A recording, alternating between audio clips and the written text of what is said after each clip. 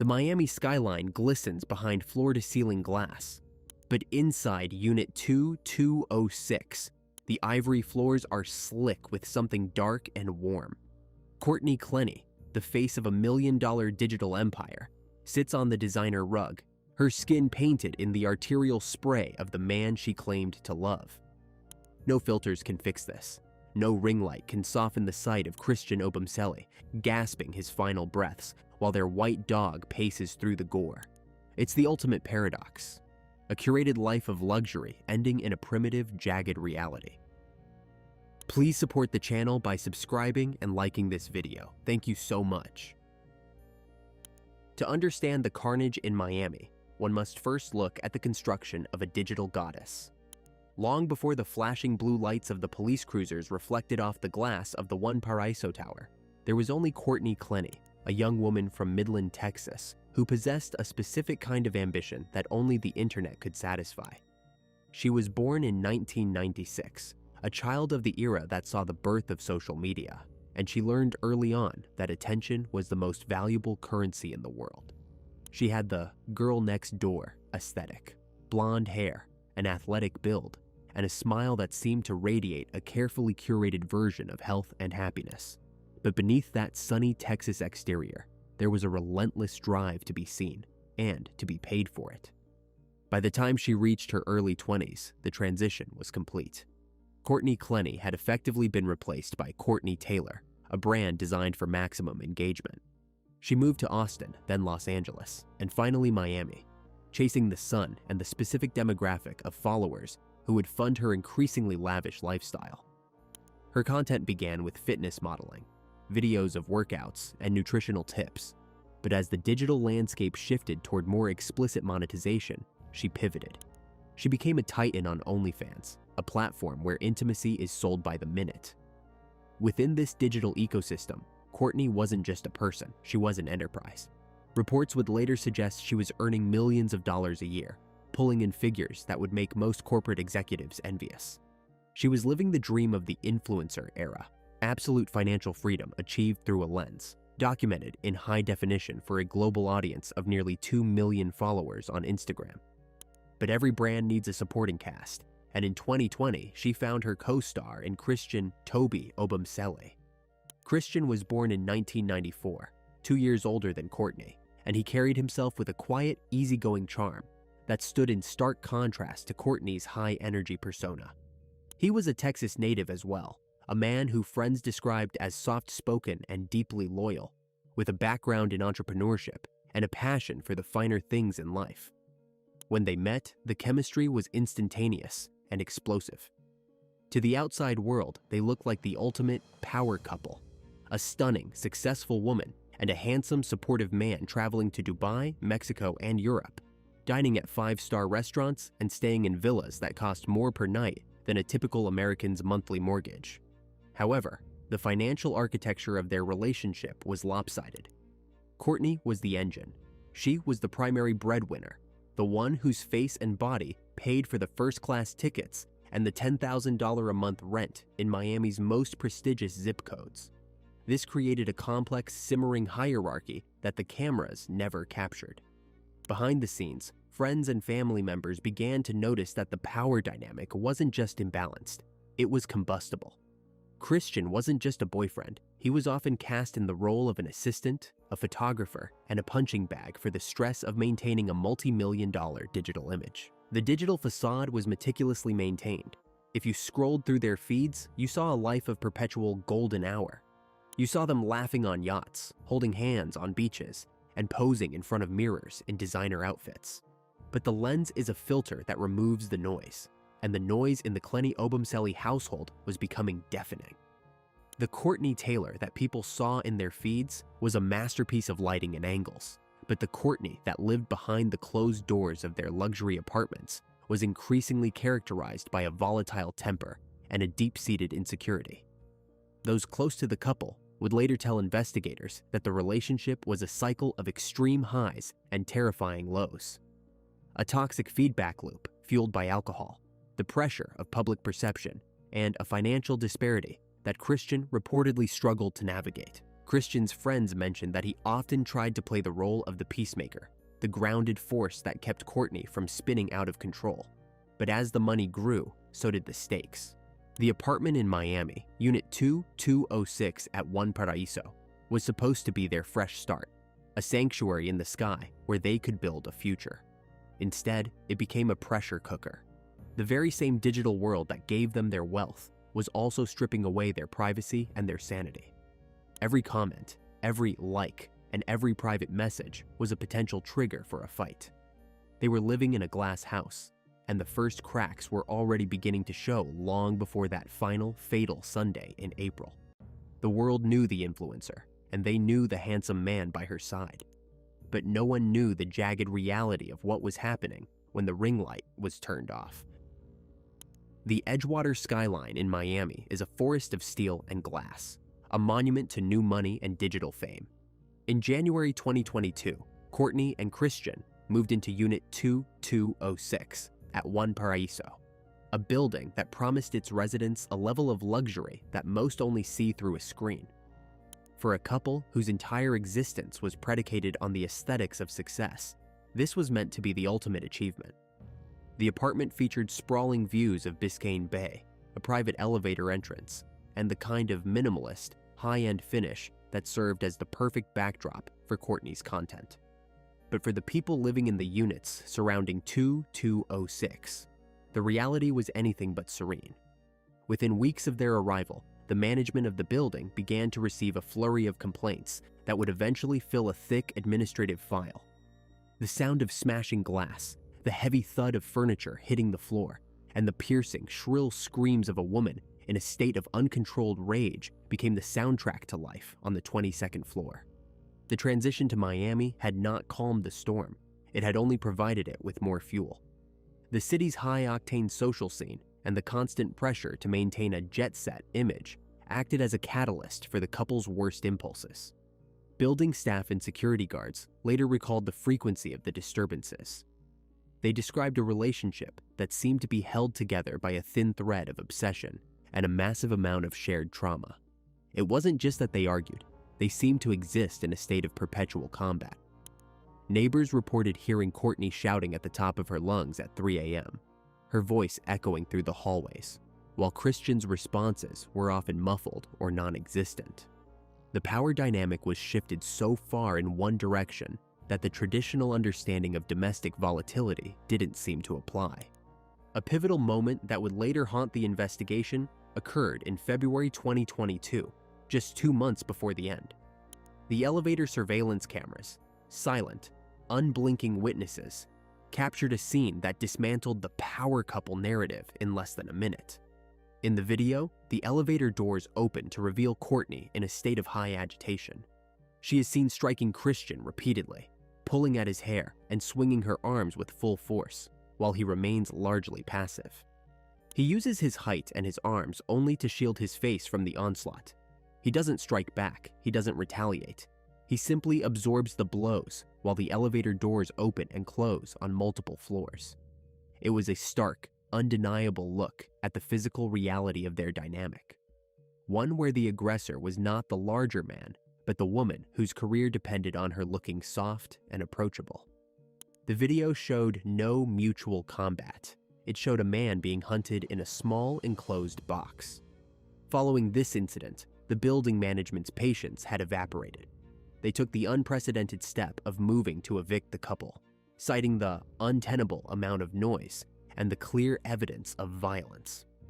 The One Paraíso management informed the couple that they were no longer welcome in the sanctuary they had paid so much to inhabit. This looming eviction added a new layer of desperation to an already crumbling situation. They were two people with nowhere to go but further into each other's orbit. Christian was reportedly living in a state of constant hypervigilance. He began to use his own cell phone as a shield, not just for his body, but for his reputation. He knew that in a domestic dispute between a high-profile influencer and a black man in America, the optics would rarely favor him. He was aware that if the police arrived, they would see his size and his skin color, and perhaps ignore the scratches on his neck or the bruises on his arms. So he pressed record. The audio files found later would reveal the chilling depth of the verbal abuse he endured during their final months. Courtney could be heard hurling racial slurs at him, words designed to dehumanize and diminish him, and screaming at him to get his things and leave. Yet, whenever he attempted to actually do so, the dynamic would shift. She would become desperate, clinging to him and threatening to harm herself if he walked out the door. It was a classic cycle of domestic violence, characterized by the honeymoon phase and the inevitable explosion. But in this case, the traditional gender roles of perpetrator and victim were fundamentally inverted. Christian had reportedly reached out to his family in Texas, expressing his fear and his exhaustion. He told them he didn't know how to get out of the situation without it ending in a catastrophe. The couple was essentially trapped in their own luxury. They were alienated from the very community they sought to impress. Neighbors described seeing them in the lobby or by the pool, looking perfect, as if they had just walked off a photo shoot, only to hear them through the walls an hour later, sounding like they were tearing the world apart. Christian had reportedly tried to leave several times, seeking refuge with friends or in hotels, but Courtney's influence was both financial and psychological. She held the keys to the lifestyle they both inhabited, and she used that leverage to keep him within her orbit. The tension was not a slow build. It was a constant, high-frequency hum that everyone in the building could feel. By the end of March 2022, the couple was living on borrowed time. The eviction was looming, their bank accounts were a source of constant friction, and the physical violence was no longer a rare occurrence. It was a daily ritual. It was an environment where a tragedy wasn't just possible. It was statistically inevitable.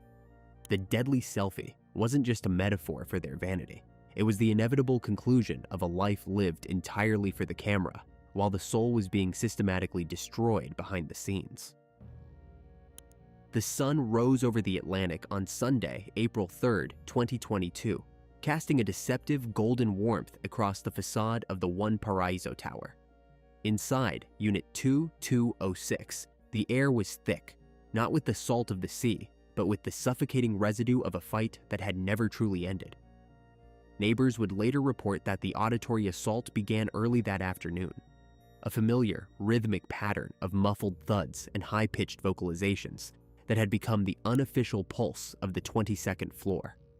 For Courtney and Christian, this was the final day of a 2-year war, and the claustrophobia of their looming eviction was pushing the atmosphere toward a critical mass.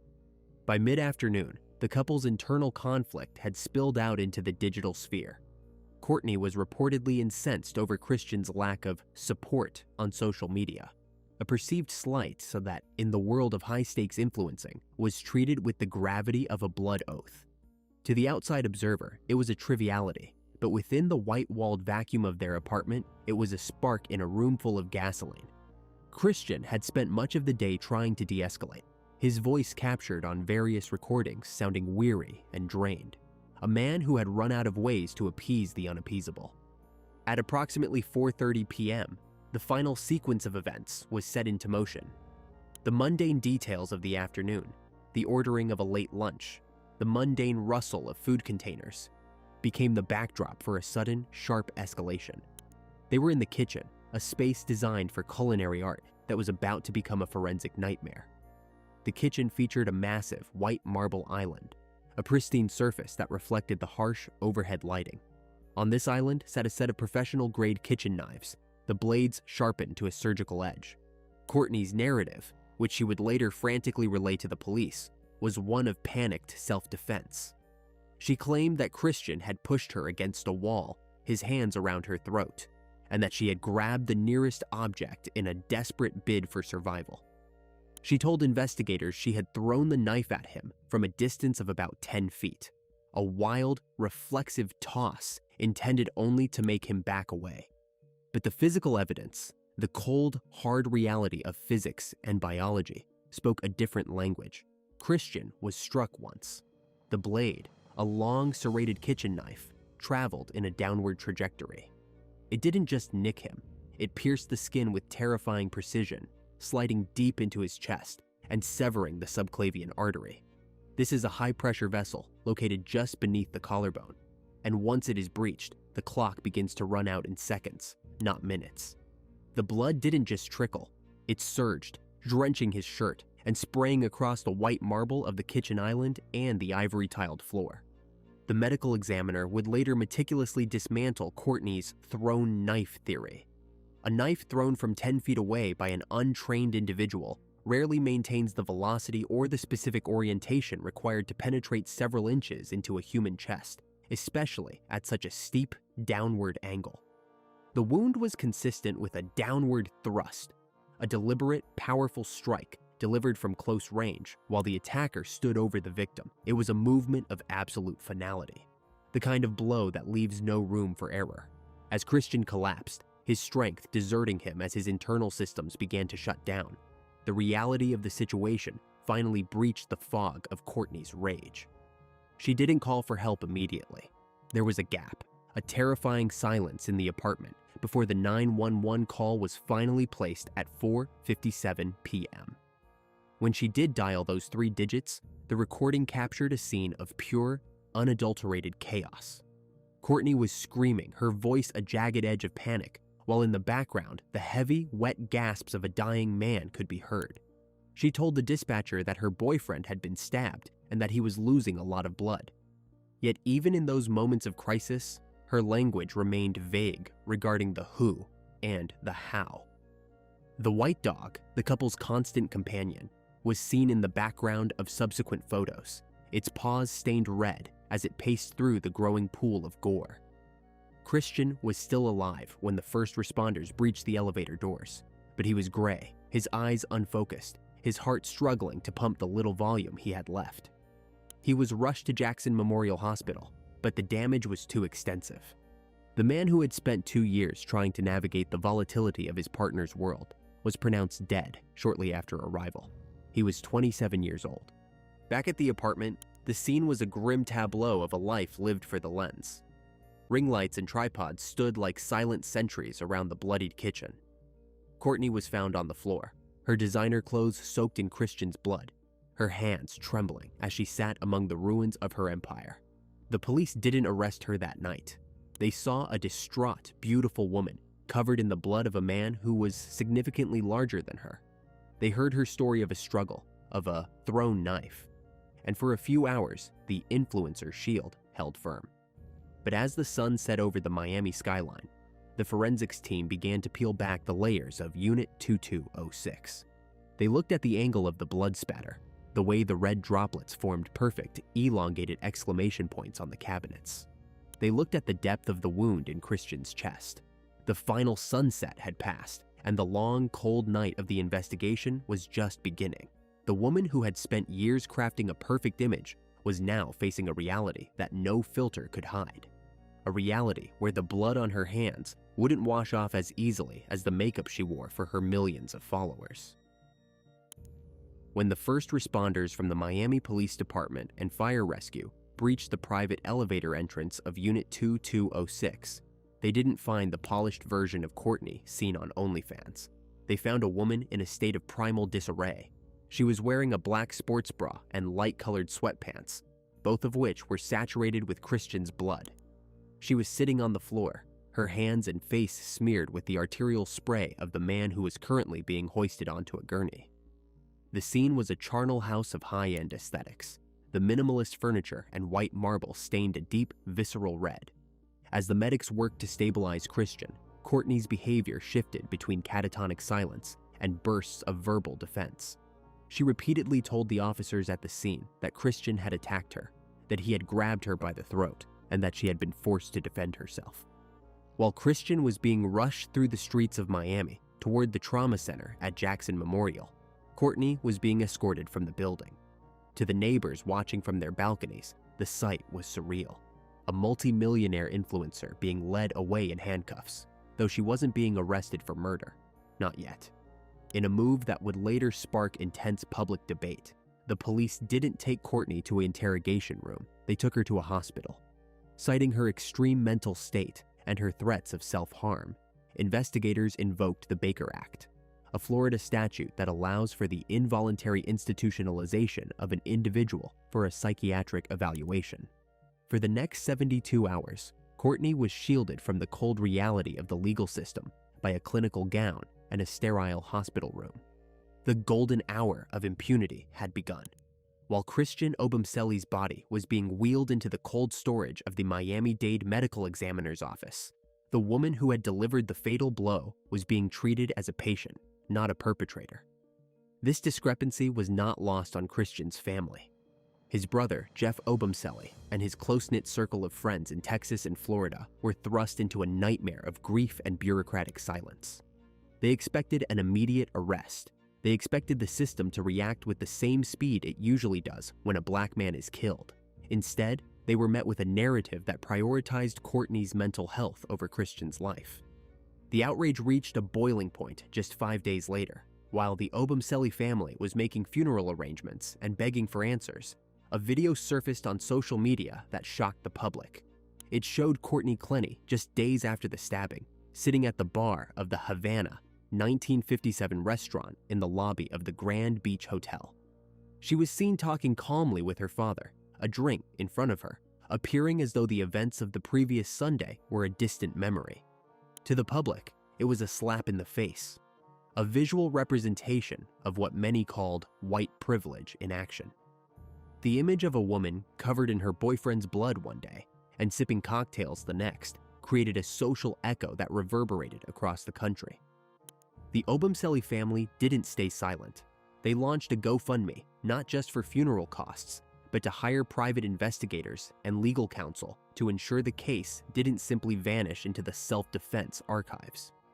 They challenged the Miami Police Department's initial assessment that the stabbing was the result of a domestic dispute where the survivor was the victim.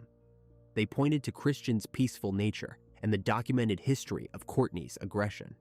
They claimed that the police were being blinded by the blonde hair and the blue eyes of a woman who was a master of manipulation. Inside the police department, however, the gears were turning, albeit slowly. The lead detectives were not ignoring the case. They were building a fortress of evidence. They knew that to arrest a high-profile figure like Courtney, they needed more than just a body. They needed to dismantle her story piece by piece. They began by seizing every digital device in the apartment. They went back through months of building security footage. They began to interview the neighbors who had complained about the couple so many times before. The initial impunity Courtney seemed to enjoy was, in fact, a tactical delay. The authorities were allowing her to feel safe while they meticulously reconstructed the final, jagged months of Christian's life. The golden hour was fading, and as the digital forensics team began to crack the passcodes on the couple's phones, the self-defense narrative began to bleed out just as Christian had on that white marble floor. In a city like Miami, privacy is an expensive illusion, a luxury bought with high-rise walls that is ultimately betrayed by the very technology required to maintain it. As the summer of 2022 approached, the investigation into the death of Christian Obumseli moved from the blood-stained tiles of Unit 2206 into the cold silicon heart of the couple's digital lives.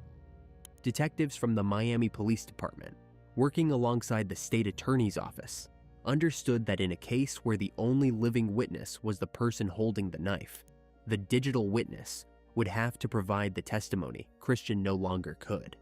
The first major blow to Courtney's self-defense narrative came from the building's own surveillance network. While she had painted a picture of a long-term victim finally snapping under the weight of Christian's aggression, the elevator footage from February 2022 offered a visceral rebuttal. The video, silent and clinical, showed a side of the Courtney Taylor brand that no subscriber had ever seen. Investigators noted how she was the one to initiate the physical contact, lunging at Christian as soon as the doors slid shut. She was seen raining blows down on his head and shoulders, her movements frantic and predatory, while he remained backed into a corner, his hands raised in a defensive posture. He didn't push her back. He didn't strike her. He simply waited for the doors to open so he could escape the confined space. This wasn't a mutual struggle. It was a documented instance of Courtney acting as the primary aggressor, a pattern that detectives began to see repeated throughout their deep dive into the couple's history. But it was Christian's own phone that provided the most harrowing evidence. Aware of the precariousness of his position, a black man in a volatile relationship with a high-earning white influencer, Christian had turned his device into a black box for his own life. He had recorded hours of their arguments, capturing the raw, unedited reality of their domestic life.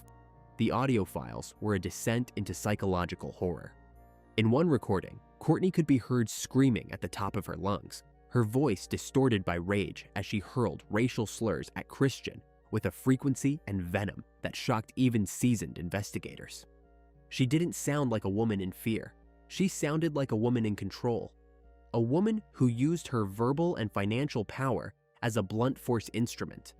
The recordings captured her admitting to striking him in the past, her voice cold as she reminded him of his perceived worthlessness within their relationship. The digital forensics team then turned their attention to the technical mechanics of the stabbing itself. They analyzed the thrown knife claim with the precision of a physics experiment. Courtney had insisted she threw the knife from a distance of roughly 10 feet, a wild, desperate toss that somehow found its mark. However, the medical examiner's report provided a stark contradiction. The wound in Christian's chest was 3 inches deep. It had a steep, downward trajectory, slicing through muscle and bone to reach the subclavian artery.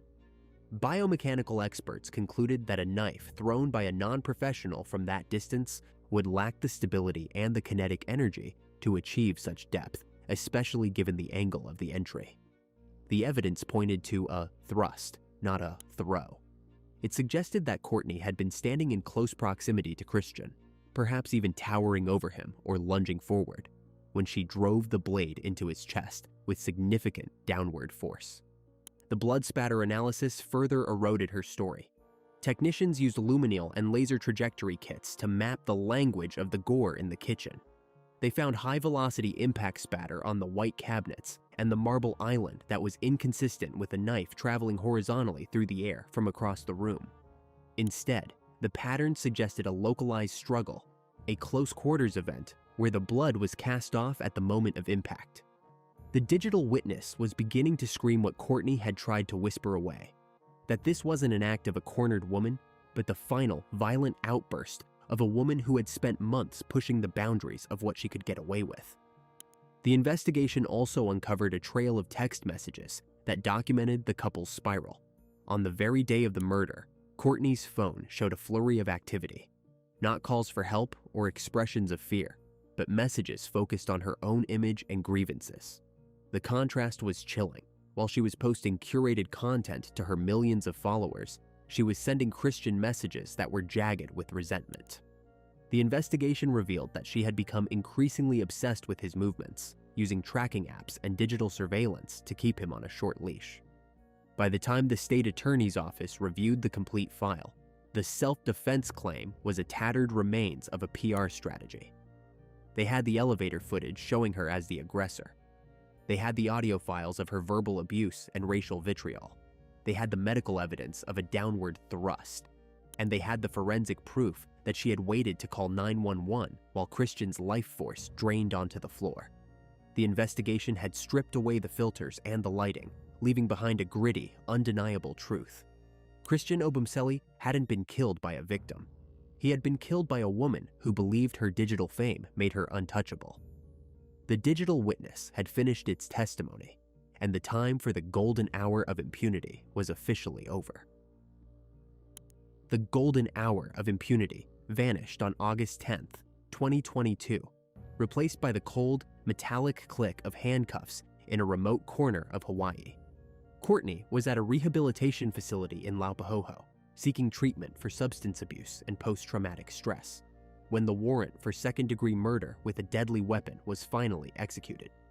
She appeared in court looking worlds away from the Courtney Taylor persona, her signature blonde hair unstyled, her designer clothes replaced by a standard-issue prison jumpsuit.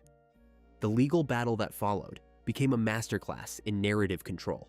Her defense team doubled down on the self-defense claim, arguing that Courtney was a victim of human trafficking and chronic domestic abuse who suffered from battered woman syndrome. They painted Christian as an obsessive, physically imposing partner who had pushed her into a corner once too often, but the prosecution countered with a mountain of digital evidence. Using the audio of Courtney's own vitriol and the forensic proof of a downward stabbing motion to dismantle her story of a thrown knife. Currently, she remains in a Miami-Dade jail facility without bond. Her trial date's shifting as both sides sift through the terabytes of data that document her meteoric rise and her sudden, violent fall. Christian Obumseli was more than a forensic file or a footnote in a viral tragedy. He was a son and a brother whose life was traded for a moment of unchecked, narcissistic rage. Today, the ivory tiles of Unit 2206 have been scrubbed clean, but the digital echo remains, a permanent record of a love that was sold to millions but protected by no one. In the influencer era, the lens captures everything: the glamour, the lies, and eventually, the blood. Some ghosts. They never stop recording. Please like this video and share your thoughts about this case in the comments. Be sure to check out our previous videos as well. See you soon.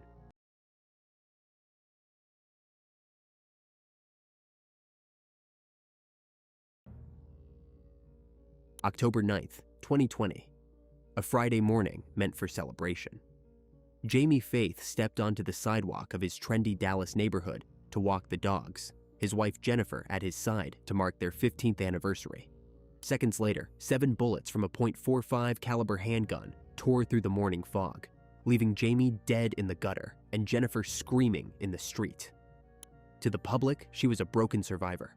In reality, she was a digital ghost, a puppet master who had spent months scripting her husband's death through a web of fake identities and thousand-mile lies. Please support the channel by subscribing and liking this video. Thank you so much. Oak Cliff, Dallas. A neighborhood where historic charm meets a new, polished urban energy.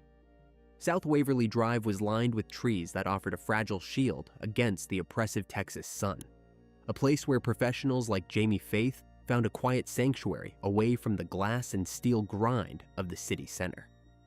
Jamie was a man of routine, the kind of neighbor who didn't just wave, but stopped to ask about your day. A man whose presence felt like a steady, low-frequency hum of reliability. At 49 years old, he had built a life that most would call the pinnacle of the American middle-class experience. As a technology director for American Airlines, Jamie was more than just a corporate executive. He was a problem solver, a pillar of a massive global network who ensured that thousands of travelers reached their destinations safely every single day. His life was defined by a quiet dignity, a preference for the background over the spotlight. Colleagues remembered him as a gentle soul, a gentle giant who stood over 6 feet tall but carried himself with a soft-spoken kindness that disarmed everyone in the room. He wasn't a man for loud boasts or flashy displays of wealth. Instead, he invested his energy into his home, into the historic house on South Waverly Drive, and into the woman he had promised his life to 15 years earlier. Jennifer Faith, 48, was the social engine of the pair. If Jamie was the quiet foundation, Jennifer was the vibrant facade. She was known throughout the Oak Cliff community as a devoted wife, a woman who seemed to wrap her entire identity around her husband and their shared life. Neighbors saw them walking their 2 dogs, Maggie and Air Bear, every morning like clockwork, a domestic ritual that signaled all was right in their world. Jennifer worked as a speech pathologist, a career built on empathy and communication, which only served to reinforce the image of her as a nurturing, supportive partner. In social settings, she was the one who remembered birthdays, who organized the dinners, and who ensured that the Faith name was synonymous with warmth and hospitality. The atmosphere of Dallas in the early autumn is one of lingering heat, a thick, humid air that refuses to acknowledge the calendar. In Oak Cliff, this heat settles into the wood of the old craftsman-style homes and the asphalt of the winding streets. Jamie Faith was a man who appreciated the history of his surroundings. He enjoyed the texture of the old neighborhood, the way the sidewalk was cracked by the roots of massive oaks, the way the sound of the light rail would echo in the distance. He found peace in the manual labor of maintaining his property, the smell of freshly cut grass, the grit of the Texas soil under his fingernails during weekend gardening. He wasn't afraid to get his hands dirty, a trait that stood in contrast to his high-level corporate responsibilities. At American Airlines, his world was one of servers, code, and global logistics. But at home, he was a man who simply wanted to build something lasting. Their life followed a predictable comforting rhythm. The morning walks with the dogs were sacred, a time for the couple to connect before the demands of the day pulled them in different directions. Jamie would head north toward the airport, his mind already shifting into the high-stakes world of airline technology, while Jennifer would prepare for her sessions with patients, using her voice and her training to help others find theirs. They were a team, two halves of a whole that seemed to balance each other perfectly. His grounded nature provided the anchor for her more expressive, sometimes volatile personality. He was the calm in her occasional storms, the voice of reason when her emotions ran high. It was a dynamic that had sustained them for 15 years. Or so Jamie believed as he prepared to celebrate their anniversary in October of 2020. The neighborhood of Oak Cliff itself played a role in their identity. It was a place for strivers, those who had moved beyond the sterile developments of the suburbs to find something with more character. The Faiths fit this mold perfectly. They were seen as a success story of the urban revival, a couple that contributed to the vitality of the city. Their presence on South Waverly Drive was a constant, a familiar sight for neighbors who were also navigating the complexities of modern life. They represented the dream, the idea that with hard work and a loyal partner, one could build a life of meaning and comfort in the heart of Texas. This was the biography of the Faiths, a story of corporate achievement, community involvement, and marital bliss. A story that Jamie Faith was proud to be the protagonist of, never realizing he was actually a secondary character in a tragedy of Jennifer's making. 700 miles of interstate and winding rural roads separated the manicured lawns of Oak Cliff from the dense, unyielding woods of Cumberland Furnace, Tennessee. In that isolated corner of the South, life moved with a deliberate, heavy slowness, a far cry from the corporate hustle of Dallas. This was the world of Darren Lopez, a man whose life had become a series of quiet, repetitive days defined by the physical and mental scars of a decade spent in uniform. Darren was an Army veteran, a man who had once been a paratrooper, jumping into the unknown with a sense of purpose that had long since evaporated. His service had left him with more than just memories. He carried the permanent weight of a traumatic brain injury sustained during a deployment to Iraq, a hidden fracture in his cognitive foundation that made the world feel sharp, unpredictable, and often overwhelming. By early 2020, Darren was living a solitary existence, his days centered around his disability and a sense of profound isolation that was only amplified by the onset of the global pandemic. He was a man who lived in the past, a man for whom the present offered very little in the way of hope or mission. And then, a notification on a screen bridged the 700-mile gap. Jennifer Faith had reached out via social media, a digital echo from a high school romance that had flickered and faded more than 30 years prior. To Darren, she wasn't the sophisticated wife of a tech executive. She was the girl from the late 80s, a reminder of a time before the wars, before the brain injury, and before the loneliness. The reconnection was instantaneous and obsessive. In the vacuum of the pandemic lockdowns, their digital interaction became a lifeline. But for Darren, it quickly transformed into a renewed duty. Jennifer didn't just offer nostalgia, she offered a narrative of a life in ruins. While her neighbors in Dallas saw a woman in a happy, prosperous marriage, the version of Jennifer that appeared on Darren's phone was a woman trapped in a chamber of horrors. She began to feed him a meticulously crafted story of systemic abuse, claiming that the gentle giant Jamie Faith was, in reality, a monster who subjected her to physical, emotional, and sexual torment on a daily basis. Darren's TBI made him particularly vulnerable to this kind of emotional hijacking. His brain was wired for the protector role, a vestige of his military training that sought out clear-cut missions and identifiable enemies. Jennifer knew exactly which buttons to press. She told him that she was a prisoner in her own home, that she was being monitored, and that she feared for her very life. She didn't just tell him, she inundated him with a volume of communication that bordered on the impossible. In a single month, the two exchanged over 14,000 text messages, a digital tether that ensured Darren was never more than a few minutes away from her latest crisis. She painted Jamie as a man who used his size and his status to maintain an absolute, terrifying control over her every move. To a man like Darren, who lived by a code of honor and defense, this was a call to arms. He began to see himself not as a disabled veteran in a small Tennessee town, but as a knight in a modern-day tragedy. The distance between them didn't weaken the bond, it romanticized it. He was the only one who knew the truth, the only one who could hear her silent screams from 700 miles away. The relationship wasn't built on shared experiences or physical presence. It was built on a shared delusion, a fantasy of rescue that Jennifer was scripting in real time. As the months of 2020 bled together, the intensity of their connection reached a fever pitch. Darren became hyper-focused on Jennifer's safety, his thoughts consumed by the perceived threats from a man he had never met. Jennifer's manipulation was surgical. She sent him descriptions of injuries that didn't exist and accounts of arguments that never happened. She made sure he knew that she had no one else to turn to, that her life was in his hands. He was no longer just an old flame. He was her sole provider of hope. The psychological entrapment was absolute. Darren's world narrowed until it consisted only of his phone and the woman on the other end of it. He began to neglect his own life in Tennessee, his mind permanently fixed on the house on South Waverly Drive in Dallas. He was being groomed, transformed from a broken warrior into a targeted weapon.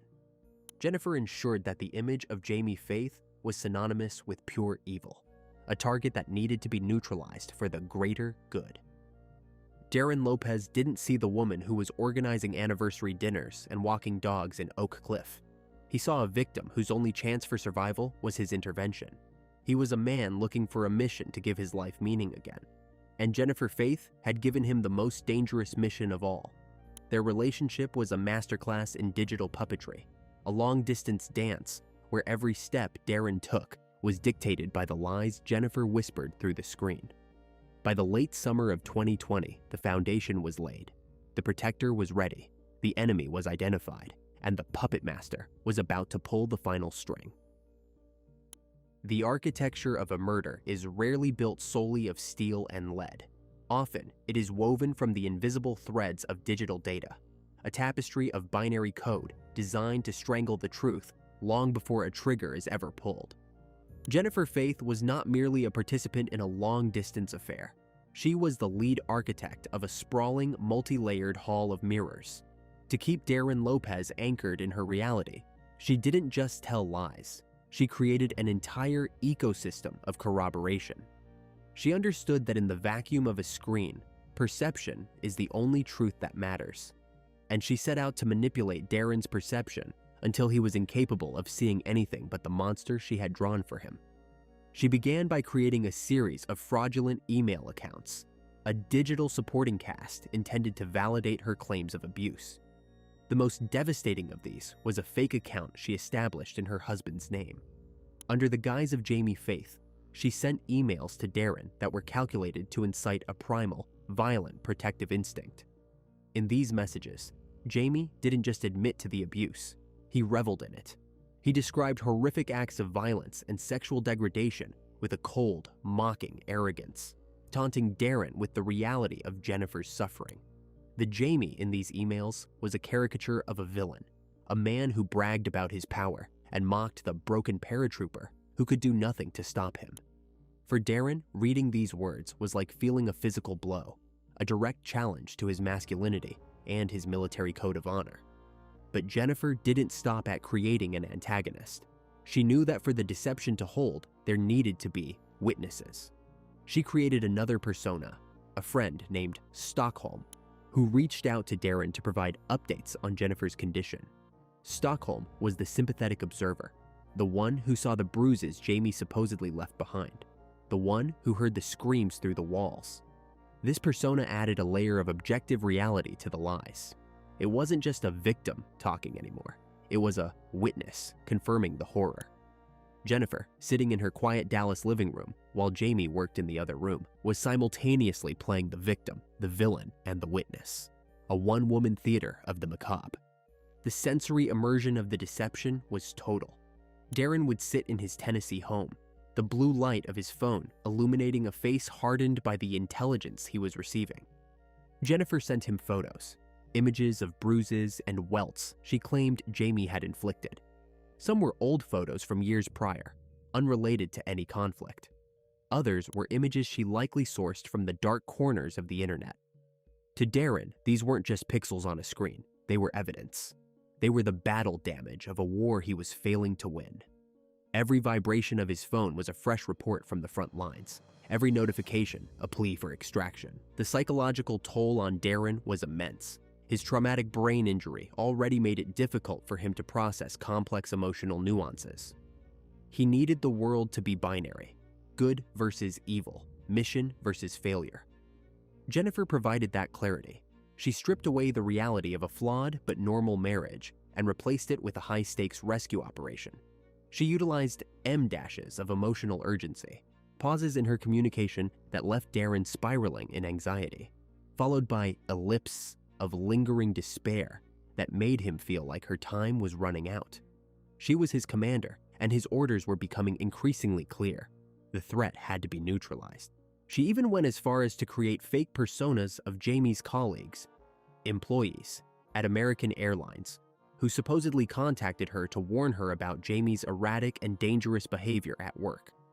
These emails described a man on the edge, a man who was becoming increasingly unstable and violent. It was a 360-degree digital gaslighting effort. Darren was surrounded by proof from every angle: the husband's own admissions, the friend's observations, and the co-workers' warnings.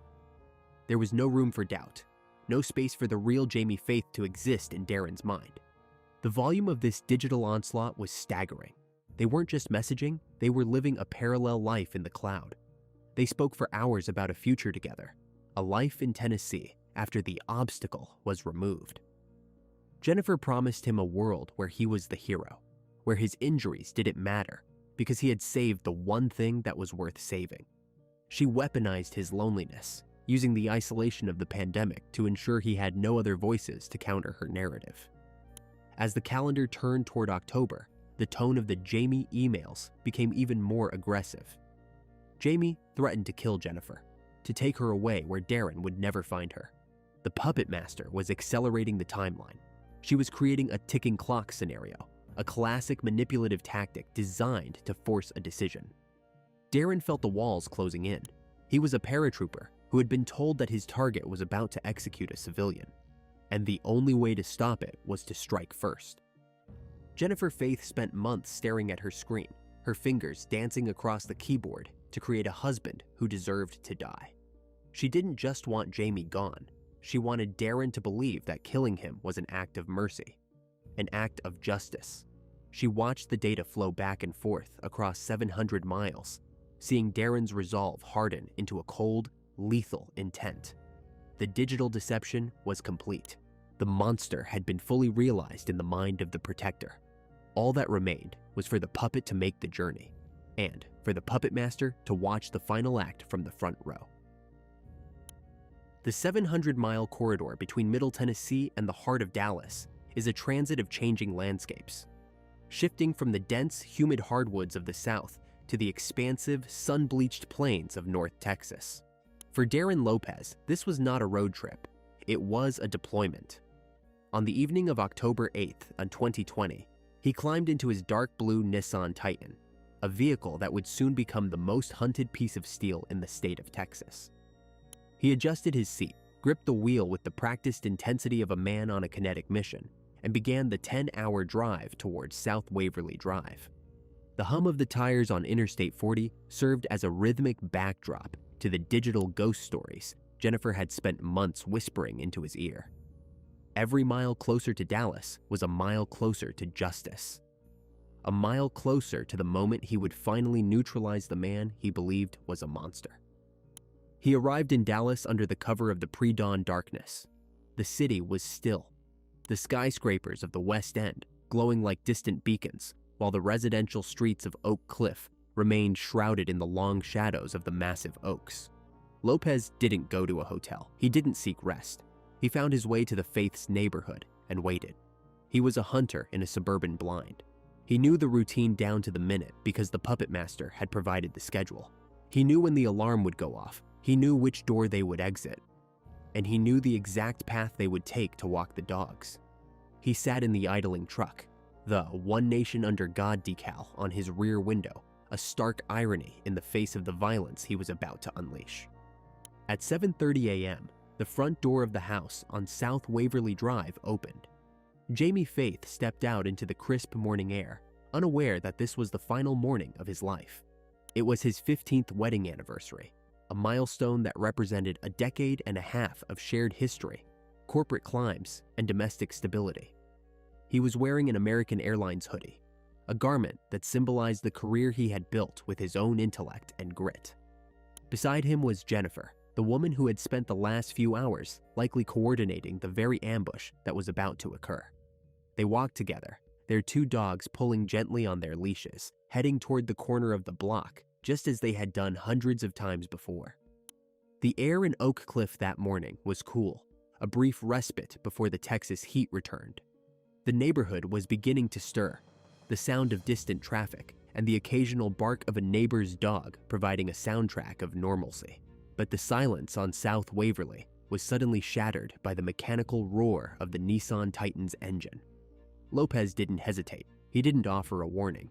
He pulled the truck alongside the couple and stepped out, his movements clinical and devoid of hesitation. He was a paratrooper again, and the target was in his sights.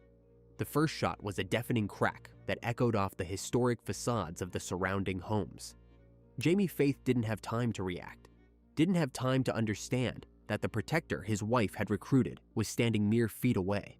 The .45 caliber rounds were devastating. Lopez fired again and again. 3 shots struck Jamie in the back, the force of the heavy projectiles driving him toward the pavement. As he collapsed, Lopez moved closer, ensuring there was no possibility of survival. He fired 4 more times into Jamie's chest and head, 7 bullets in total, a level of overkill that spoke to the deep-seated rage and manipulation Lopez had been fed. The scene was a chaotic tableau of violence. The dogs, Maggie and Air Bear, were frantic, their leashes tangling as their owner lay dying in the gutter. Jennifer was on the ground, screaming, a performance that began the second the first shell casing hit the asphalt. Lopez, his mission complete, didn't linger. He climbed back into the Titan and accelerated away from the scene, his tires chirping against the pavement as he vanished into the morning traffic. He was headed back to Tennessee, believing he had saved a life, unaware that he had just signed his own death warrant in the eyes of the law. As the smoke cleared and the smell of gunpowder hung heavy in the humid air, the neighbors began to pour out of their homes. Chris Kirby, a resident of South Waverly, ran toward the screams and found a scene of absolute horror. Jamie Faith was unresponsive, the life draining out of him onto the street he had walked every day for years. Jennifer was the center of the chaos, her voice raw with grief as she wailed over her husband's body. She played the part of the traumatized survivor with a terrifying proficiency. When the first Dallas police officers arrived on the scene, she was ready with her narrative. She told the investigators that a man had jumped out of a truck and tried to rob them. She claimed he had demanded her jewelry, that he had tried to take her purse. And when Jamie resisted, the man had opened fire. It was a story designed to fit the profile of a random urban crime, a tragedy of wrong place, wrong time. She described the struggle, her voice trembling as she recounted the non-existent details of the robbery. She made sure to mention how much she loved Jamie, how they were celebrating their anniversary, and how he had died trying to protect her. But even in those first frantic moments, there were cracks in the facade. The brutality of the shooting didn't match a robbery. Thieves don't typically fire 7 rounds from a heavy caliber handgun into a victim who is already down. They don't linger to ensure a kill. They take the valuables and run. Yet nothing had been stolen. Jennifer's jewelry was still on her person. Jamie's wallet was still in his pocket. The robber had ignored the valuables and focused entirely on the execution. While Jennifer was being comforted by neighbors and questioned by detectives, Jamie Faith's body was covered with a sheet. The director of technology for American Airlines, the gentle giant of Oak Cliff, was gone. He had been executed on his own street, in front of his own home, on a day meant for celebration. And as Jennifer sat in the back of a patrol car, her face buried in her hands, she wasn't mourning the man under the sheet. She was likely already thinking about the next text message. the next lie, and the insurance policy that was now hers to claim. The morning walk had ended, and the puppet master's most daring act was just beginning. The transition from a random robbery to a cold-blooded execution began with the silent witnesses of South Waverly Drive, the ring cameras and private surveillance systems of Jamie Faith's neighbors. While Jennifer sat in the interview room, painting a picture of a frantic struggle and a desperate thief, Dallas police detectives were already watching a different story unfold on their screens. A dark blue Nissan Titan, distinctive for its extended cab and a very specific white decal on the rear window that read, "One Nation Under God," had been caught idling near the scene minutes before the shooting. It didn't look like a vehicle looking for a quick score. It looked like a vehicle on a stakeout. The detectives' first hint that the robbery story was a fabrication came from the physical evidence at the scene. Jamie Faith hadn't just been shot, he had been targeted. The forensic team noted the tight grouping of the wounds, a hallmark of a shooter who was both calm and practiced. Furthermore, the lack of any missing valuables made the robbery motive feel hollow. When investigators asked Jennifer for consent to search her phone, she gave it with a confidence that suggested she believed her digital tracks had been swept clean. She assumed the role of the grieving, cooperative widow, never imagining that the data she thought was deleted would become the very rope that would hang her. As the tech specialists in the digital forensics lab began to peel back the layers of Jennifer's mobile device, they found a volume of communication that defied logic for a woman in a happy marriage. In the months leading up to the murder, Jennifer and a contact named Darren Lopez had exchanged more than 14,000 text messages. The sheer density of the data was staggering, averaging over 600 messages per day. This wasn't just an affair, it was a full-time occupation. And as the detectives read the transcripts, the robbery narrative evaporated, replaced by a chilling blueprint for murder. The trail led directly to Cumberland Furnace, Tennessee. Using the One Nation Under God decal as a digital fingerprint, investigators searched registration records for dark blue Nissan Titans. They found a match in the driveway of a disabled veteran who had once been Jennifer's high school sweetheart. The GPS data from the truck confirmed the worst. The vehicle had made a non-stop 700-mile sprint from Tennessee to Dallas on the night before the murder, and it had returned to Tennessee immediately after the trigger was pulled. The random thief was actually a man who had spent 10 hours on the road just to satisfy Jennifer's bloodlust. But the investigation soon uncovered an even more grotesque layer of the puppet master's plan, the financial exploitation of Jamie's death. Almost immediately after the funeral, Jennifer launched a GoFundMe campaign titled "Support Jennifer and Family." She went on local news stations, her face twisted in a mask of practiced sorrow, pleading for the community's help to get her through this dark time. The people of Oak Cliff and Jamie's colleagues at American Airlines responded with overwhelming generosity, raising over $60,000 for the woman they believed was a broken survivor. The detectives watched as the money began to move. Jennifer wasn't using the funds for therapy or bills. She was using the community's charity to reward her executioner. Digital records showed she had applied for a credit card in Darren Lopez's name and was using the GoFundMe donations to pay it off. She bought him gifts, expensive electronics, a large screen television, even parts for the very truck he had used to drive to Texas and kill her husband. She was literally paying for the hit with the money raised in the victim's name. The puppet master had even tried to coordinate the cover-up through the same screen she used to plan the crime. Detectives found messages sent after the murder where she instructed Darren to remove the "One Nation Under God" sticker from his truck, warning him that the feds might be looking for it.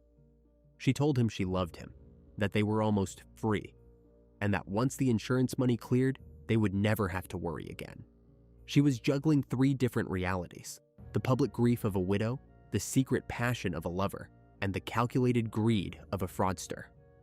By the time the Dallas police reached out to the Bureau of Alcohol, Tobacco, Firearms, and Explosives, the trap was set. They didn't just have a suspect, they had a confession written in binary code.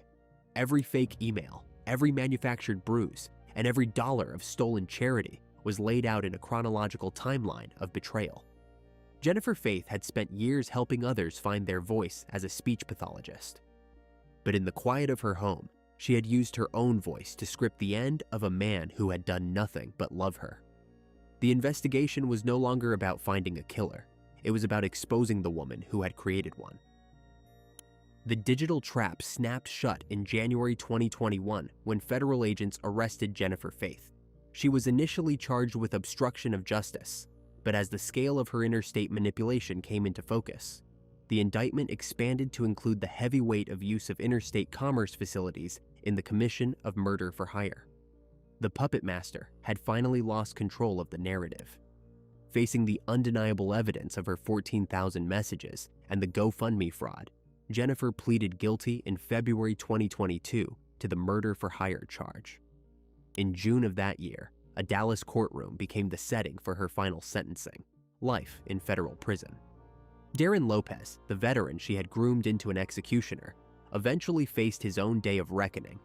He pleaded guilty to murder and was sentenced to 62 years in prison, a stark reminder of the cost of his blind loyalty to a ghost. In court, the truth was finally laid bare.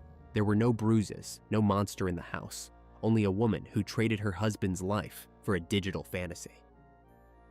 Jamie Faith's legacy isn't found in his corporate achievements or the historic charm of Oak Cliff. It's found in the silence of a street that lost its heartbeat. He walked toward a celebration, never realizing his wife had already scripted his death in the cold light of a Tennessee screen.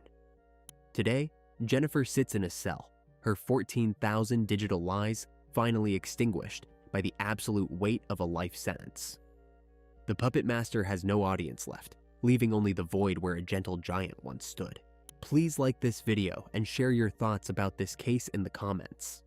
Be sure to check out our previous videos as well. See you soon.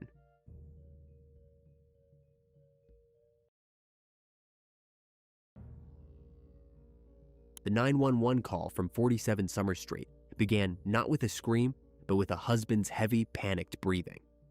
Patrick Clancy had been gone for exactly 20 minutes, just enough time to pick up a stool softener from CVS and a Mediterranean power bowl. He returned to a house that had been hollowed out. His wife, Lindsay, was lying on the frozen turf after a 3-story plunge from their bedroom window, her back broken. But she was the lucky one. In the basement, their 3 children, 5-year-old Cora, 3-year-old Dawson, and 7-month-old Callan, were still tethered to the exercise bands their mother had used to end their lives. This wasn't just a crime. It was a total silent collapse of the suburban dream. Please support the channel by subscribing and liking this video. Thank you so much. To understand the magnitude of what collapsed on Summer Street, one has to look at the foundation. And in Duxbury, Massachusetts, foundations are built on a very specific kind of coastal upper-middle-class perfection. This is a town defined by its quietude, a place of historic Cape Cod-style homes, salt marshes, and a community that prides itself on being a safe harbor. It is the kind of neighborhood where the sound of a siren is an anomaly, something that belongs to a different world. At the center of this idyllic setting was the Clancy family. 32-year-old Lindsay Clancy didn't just live in this world. She was, by all outward appearances, its most successful inhabitant. Lindsay was a woman who had dedicated her professional life to the most delicate of transitions, the arrival of new life. As a labor and delivery nurse at the prestigious Massachusetts General Hospital in Boston, she was the person families leaned on during their most vulnerable moments. Her colleagues described her as a shining light within the maternity ward, a woman possessed of a natural, grounded empathy that made her exceptionally good at a high-pressure job. There is a cruel, haunting irony in her vocation. A woman who spent 12-hour shifts ensuring infants safely entered the world was the same woman who would eventually be accused of ushering her own children out of it. The lifestyle the Clancys maintained was the digital embodiment of the American dream. If you scrolled through Lindsay's social media or looked at the family's Christmas cards, you saw a curated gallery of happiness. There were photos of trips to the White Mountains, smiling children in matching pajamas, and a home that looked like it had been lifted from the pages of a design magazine. Patrick Clancy, her husband, was the steady anchor to her professional ambition. He worked in sales for a tech company, a role that allowed them to afford the gray shingled house on Summer Street and the private, comfortable life that came with it. They were the couple people looked at when they wanted to know what having it all looked like. Then there were the children, the three vibrant lives that defined the Clancy's world. 5-year-old Cora was the eldest, a girl remembered for her nurturing spirit and the way she shadowed her mother, wanting to be just like the nurse who helped people. 3-year-old Dawson was the middle child, a burst of toddler energy who was often seen playing in the yard, his laughter a constant soundtrack to the neighborhood. And finally, there was Callan, the 7-month-old baby who had only just begun to develop a personality of his own. To the neighbors, they were just another young family navigating the beautiful chaos of 3 children under the age of 6. But beneath this veneer of porcelain perfection, a different story was being written in the margins. The transition after Callan's birth in 2022 hadn't been like the others. For Lindsay, the return to work and the demands of 3 young children began to weigh differently this time. In the tight-knit circles of Duxbury, people noticed that Lindsay seemed more tired, perhaps a bit more withdrawn. But in the world of perfect parenting, these signs are often dismissed as the standard fatigue of a working mother.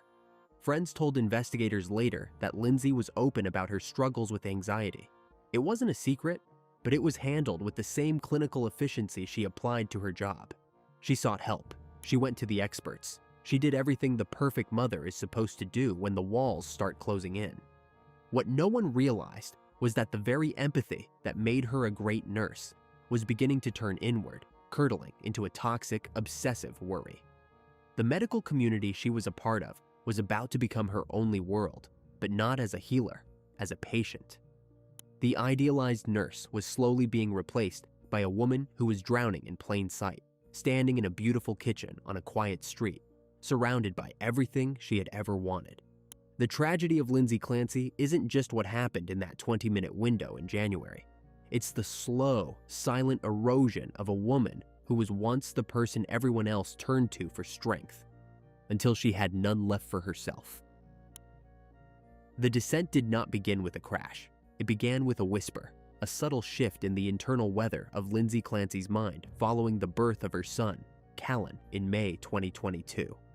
For a woman who had navigated the births of 2 previous children with the steady hand of a professional, this third postpartum period felt fundamentally different. The baby blues, that common, transient fog of exhaustion, didn't lift as the weeks turned into months. Instead, it solidified into something much more opaque and much more dangerous. By the autumn of 2022, the woman who had once been the primary source of comfort for laboring mothers in Boston found herself unable to self-soothe.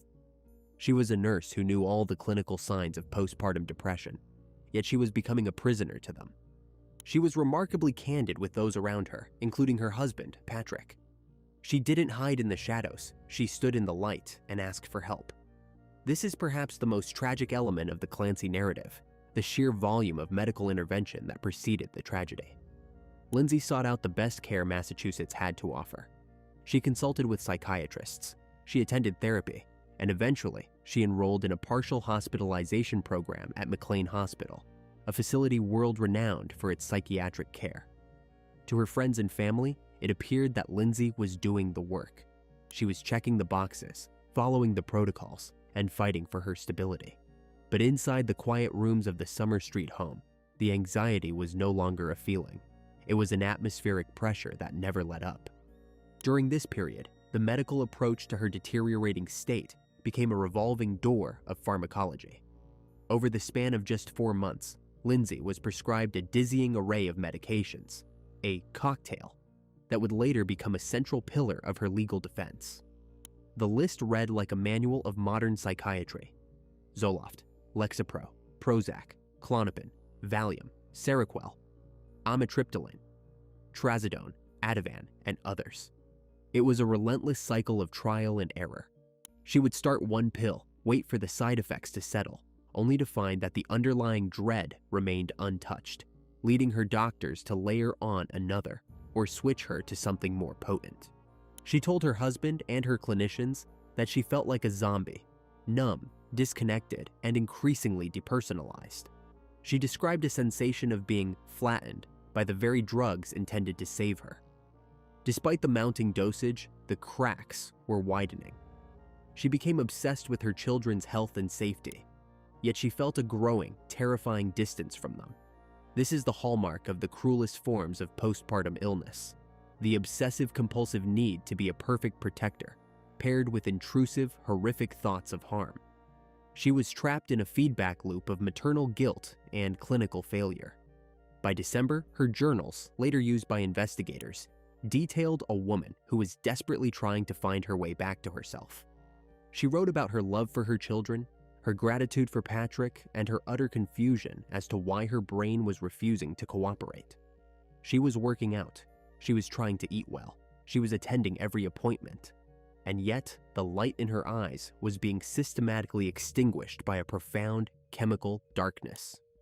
Patrick would later tell investigators that he saw his wife struggling, but he believed the medical professionals were in control. He was a man who trusted the system, and as long as they were adjusting her meds and seeing her for therapy, he believed they were on the path to a new normal. The transition into January 2023 was marked by a chilling paradox. To the outside world, Lindsay seemed to be improving. She was more active on social media. She was taking the kids to playdates, and she was preparing to return to work at MGH.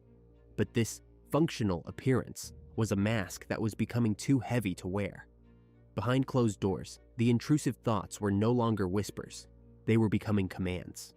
She began to hear voices, a symptom of postpartum psychosis that is often kept secret by the sufferer out of a paralyzing fear of being deemed unfit.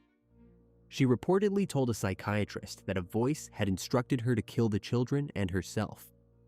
Yet, shortly after, she was cleared and told that she was not a danger to herself or others. This clinical miscalculation would have catastrophic consequences. In the days leading up to January 24th, Lindsay was in a state of high-functioning agitation. She was meticulously planning the mundane details of her family's life, what they would eat, when they would sleep, while her internal world was a theater of war. The medications, rather than acting as a bridge to safety, seemed to have created a fog through which she could no longer see the shore. She was a labor and delivery nurse who understood the biology of life, but she was now being governed by a biology of despair. The porcelain image of the Duxbury mother was still intact on the surface, but the structural integrity of her mind had vanished. She was standing at the edge of a precipice, and the only people who could have pulled her back were the ones who believed she was finally getting better. The tragedy was not born of a lack of love, but of a lack of clarity. As the sun set over the marshes of Duxbury in those final days of January, the house on Summer Street was filled with the sounds of 3 young children and the quiet, desperate prayers of a mother who was losing her grip on reality. The cocktail of pills sat on the nightstand, a testament to a medical effort that had somehow missed the mark, and the 20-minute window that would change everything was rapidly approaching. January 24th, 2023 began as an unremarkable Tuesday in the South Shore. One of those gray, damp New England winter days where the light seems to retreat by mid-afternoon. For the Clancy family, the morning was filled with the rhythmic mundanity of suburban life. Patrick was working from his home office, while Lindsay was engaged with the children. There was no outward sign of a looming storm. No raised voices, no shattered glass, no erratic behavior that would have signaled to a husband that his wife was on the precipice of a total psychological break. In fact, Lindsay had spent part of the morning playing in the snow with 5-year-old Cora and 3-year-old Dawson. She even texted a friend about a playdate, her tone seemingly light, her focus on the future.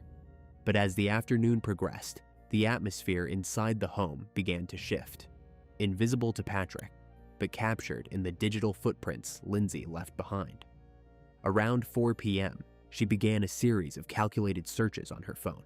She wasn't searching for help or looking for a crisis hotline. She was looking at logistics. She checked the wait times at a local restaurant called 3V in Plymouth. She looked up the inventory at a CVS nearby. She was timing the world outside her door. Investigators would later point to this as evidence of a lucid mind, a woman carving out a specific isolated pocket of time. At 4:53 p.m., Lindsay sent a text to Patrick, asking if he would mind running out to pick up dinner and some medicine for the children. Specifically, she requested a stool softener, Miralax, and a Mediterranean power bowl from 3V.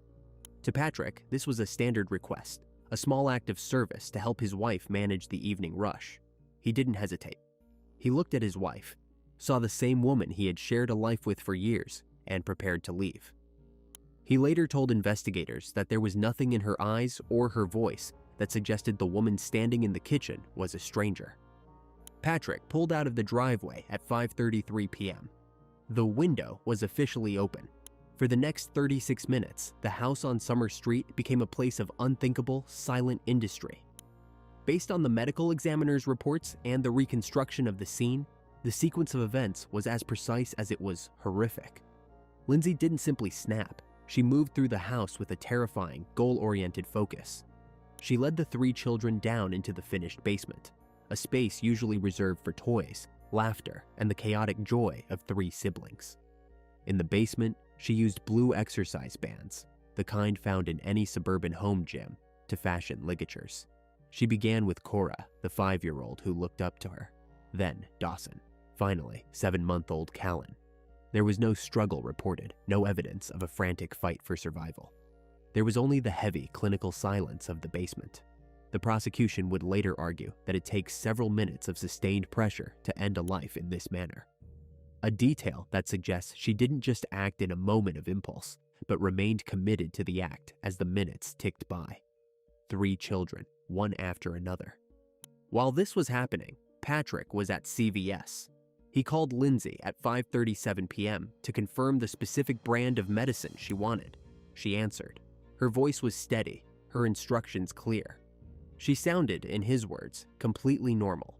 She was in the middle of a triple homicide, yet she maintained the vocal cadence of a nurse discussing a prescription.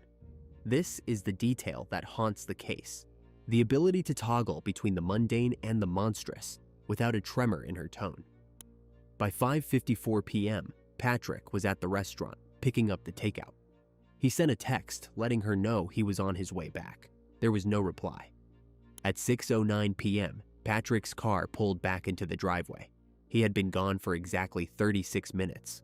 He walked through the front door, expecting the usual evening noise, the television, the pitter-patter of feet, the smell of home. Instead, he was met with a silence so profound it felt physical. He called out for Lindsay. No answer. He moved through the first floor, the bags of food still in his hands. He climbed the stairs to their second-floor bedroom. The door was locked. When he finally forced his way in, the room was empty, but the window was wide open, the screen pushed out into the night air. He looked down. In the dim light of the backyard, he saw his wife's body crumpled on the frozen ground. She had jumped from the 3rd story, a 20-foot plunge intended to end her own life. Patrick sprinted down the stairs and out into the yard. He found Lindsay conscious, but her body was broken. She had survived the fall, but she was paralyzed. In those frantic seconds, his only thought was for his wife, until he asked her the question that every parent would ask. He asked where the children were. She looked at him and, with a chillingly flat affect, told him they were in the basement. Patrick ran back into the house, his heart hammering against his ribs. He descended the basement stairs, moving into the darkness.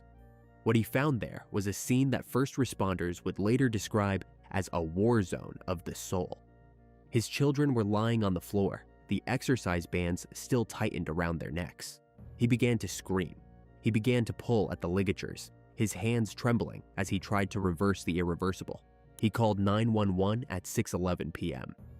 The dispatcher heard a man in the throes of total psychological collapse.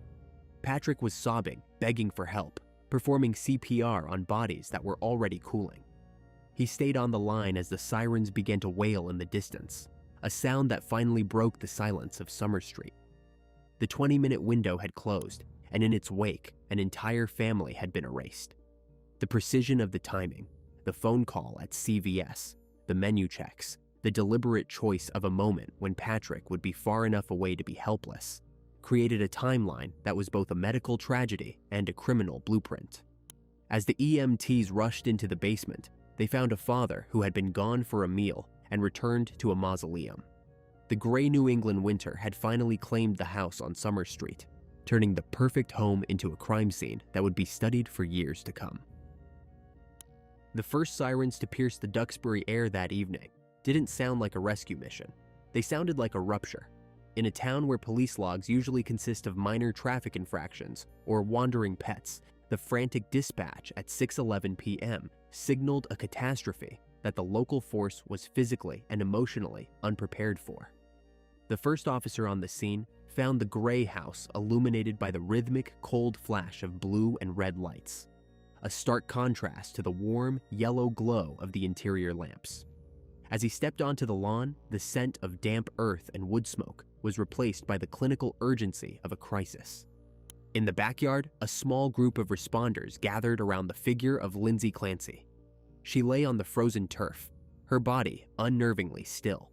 The officers noted that while her physical injuries were catastrophic, a broken back and a fractured neck, her emotional state was even more alarming.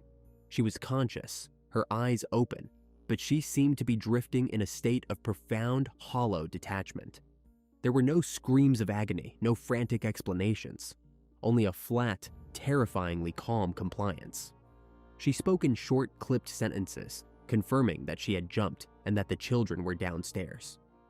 One responder later remarked that it was as if she were a spectator to her own tragedy, a woman who had already exited the room of her own life before her body ever hit the ground.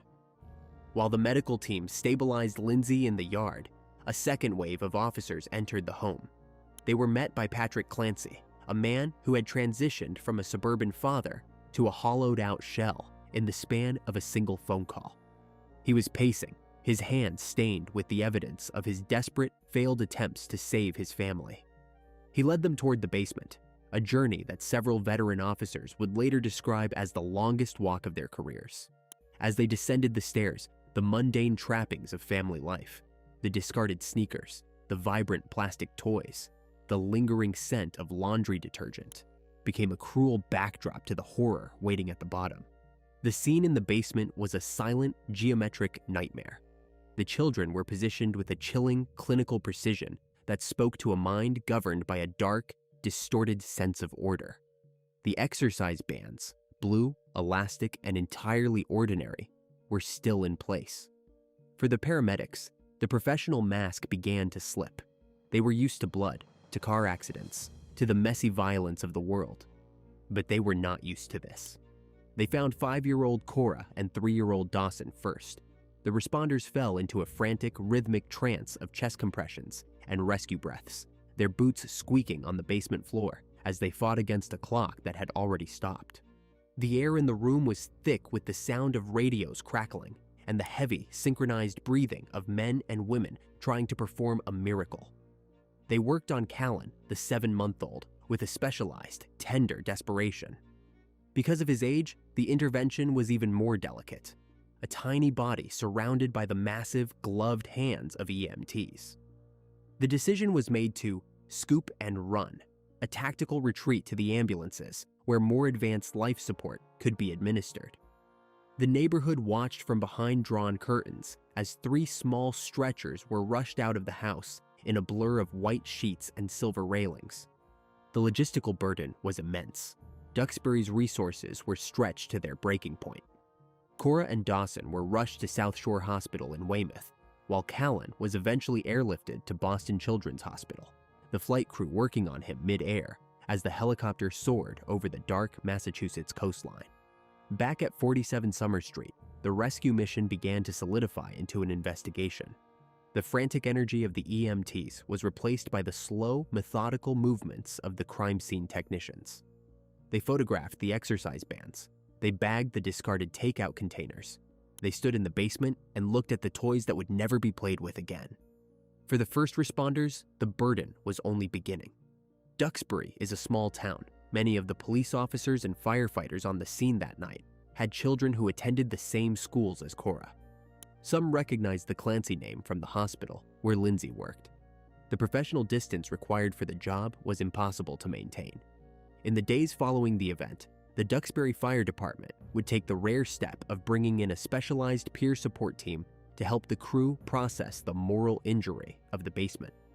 They spoke of the haunting contrast between the domesticity of the home and the violence of the act. As the night wore on, the news filtered back from the hospitals. Cora and Dawson were gone. They had been pronounced dead shortly after arrival, their little hearts unable to overcome the sustained pressure of the ligatures. Only Callan remained, tethered to machines in Boston, a fragile, final thread of the Clancy family. The house was eventually cordoned off with yellow tape, a silent monument to a 20-minute window that had decimated an entire lineage. The responders who left the scene that night didn't go home to sleep.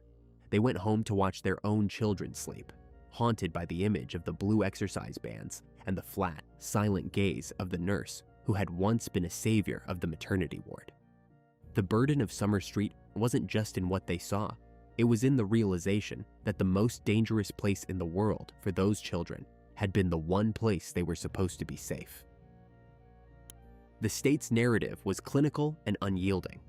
They pointed to the fact that she had checked the restaurant's wait time and had texted her husband with a steady hand while the children were, according to their timeline, already in the basement.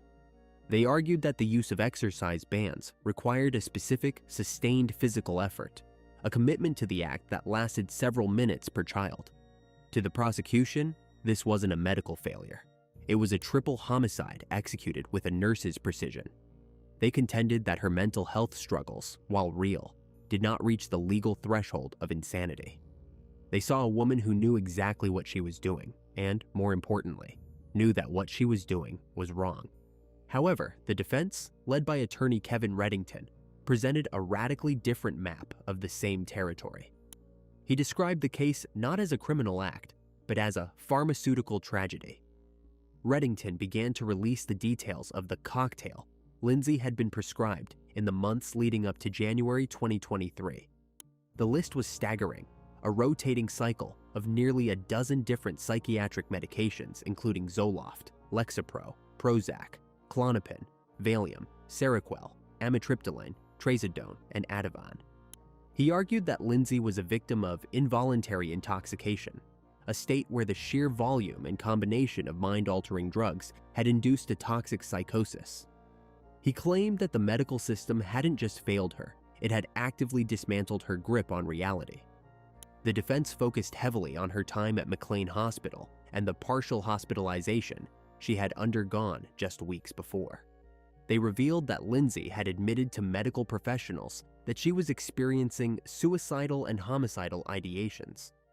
The core of their argument was that she had done everything right. She had sought help, she had been honest about her darkest thoughts, and she had taken every pill she was told to take.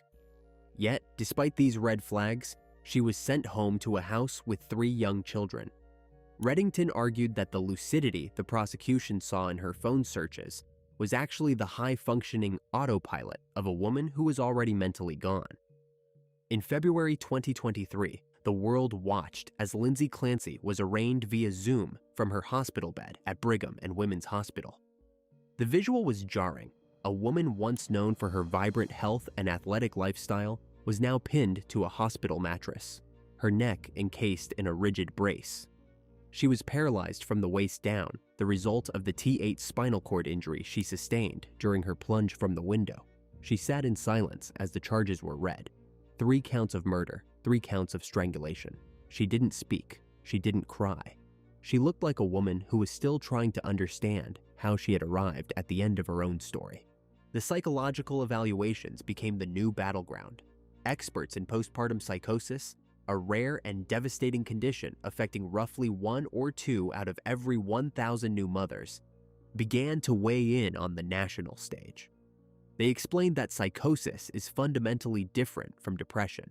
It involves a total break from reality, often characterized by command hallucinations, where voices tell the sufferer that they must save their children by ending their lives. The defense argued that Lindsay believed she was acting out of a distorted, psychotic form of love, that she was protecting her children from a world she could no longer navigate. Perhaps the most unexpected element of the trial of the mind was the voice of the man who had lost the most. Just days after the funeral for Cora, Dawson, and Callan, Patrick Clancy released a statement that stunned the community of Duxbury and the world beyond. He did not ask for vengeance. He did not condemn his wife. Instead, he wrote an open letter pleading for the public to forgive Lindsay, as he had. He described her as a woman who was a victim of her own mind, stating that the woman who acted on January 24th was not the Lindsay he knew and loved. He described her real self as a selfless, loving mother, and he urged people to look at her with compassion rather than hate. His forgiveness didn't stop the legal machinery, but it shifted the emotional weight of the case. It forced the public to confront the possibility that two things could be true at once: that a horrific, inexcusable act had occurred, and that the person responsible was a woman who had been hollowed out by a medical crisis. The investigation into her medical records continued to reveal a pattern of desperate searching. Lindsay had reached out to dozens of clinicians, joined support groups for postpartum anxiety, and meticulously tracked her own symptoms in her journals. The trial of the mind became a referendum on how we treat maternal mental health and the limitations of a psychiatric system that relies so heavily on trial and error pharmacology. As Lindsay remained in the hospital and later moved to a state-run psychiatric facility, the legal proceedings slowed to a crawl. The debate over her competency and her state of mind on that Tuesday evening remained unresolved. Was she a cold, calculating killer who used her nursing knowledge to finish her family? Or was she a woman who had been chemically pushed off a cliff? The answer lay somewhere in the digital logs of her phone and the microscopic traces of the meds in her blood, a modern suburban tragedy that defied simple categorization. The legal machinery has ground to a halt, caught between the gravity of the charges and the physical reality of the defendant. Lindsay Clancy remains in a state of suspended animation, held in secure medical facilities rather than a prison cell. She is paralyzed from the waist down, a permanent reminder of her leap, which complicates every aspect of the judicial process. How do you prosecute a woman for 3 counts of first-degree murder when she cannot even stand to face the bench? She has been moved from rehab centers to the Lemuel Shattuck Hospital, a state-run facility for those requiring psychiatric oversight and intensive medical care. The court battles now revolve around the question of competency. Each hearing is a grueling exercise in clinical bureaucracy, weighing her brain's capacity to understand the law against the chemical and emotional fog that still lingers. There is no trial date, no finality, only a series of continuances. Lindsay is a prisoner of her own body, waiting for a justice system that doesn't quite know where to house a woman whose life ended long before her heart stopped beating. The house on Summer Street stands as a silent monument to a failure no one saw coming. The nursery is still, the toys frozen in a January evening that never ended. Beyond the yellow tape, the Clancy name has become a catalyst, a painful national dialogue regarding the invisible war of postpartum psychosis. It is a haunting reminder that even the most perfect lives are fragile, and that the strongest anchors can be swept away by a chemical tide. In Duxbury, there are no winners and no simple endings, only the lingering echo of 3 young voices silenced in a short, tragic window. Lindsay Clancy remains a ghost in her own broken skin, a woman whose professional life was dedicated to the beginning of existence, but whose legacy is now inextricably linked to its end. The gray shingles remain, but the light has long since gone out, leaving only a town and a husband searching for answers in a silence that refuses to speak. A silence that serves as the final heavy word on a suburban dream turned to ash. Please like this video and share your thoughts about this case in the comments. Be sure to check out our previous videos as well. See you soon.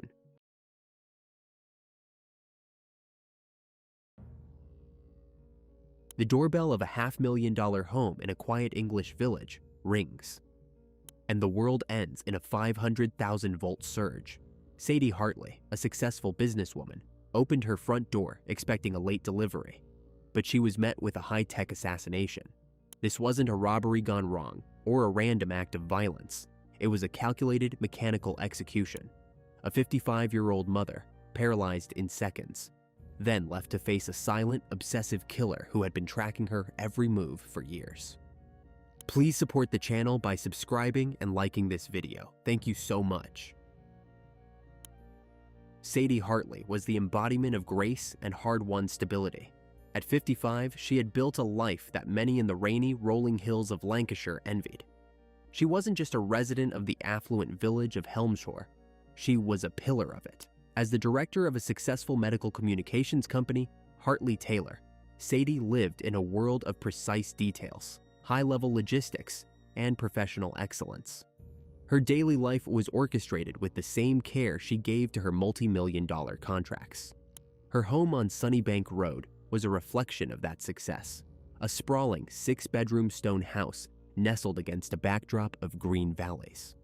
It was a place of warmth, often filled with the sounds of her children, her partner Ian, and the steady, rhythmic life of a woman who had finally found her rhythm. In the offices of her firm, the air was thick with the quiet hum of computers and the scent of expensive linen and fresh-cut flowers. Sadie was a woman who appreciated the finer things, but she never wore her wealth loudly.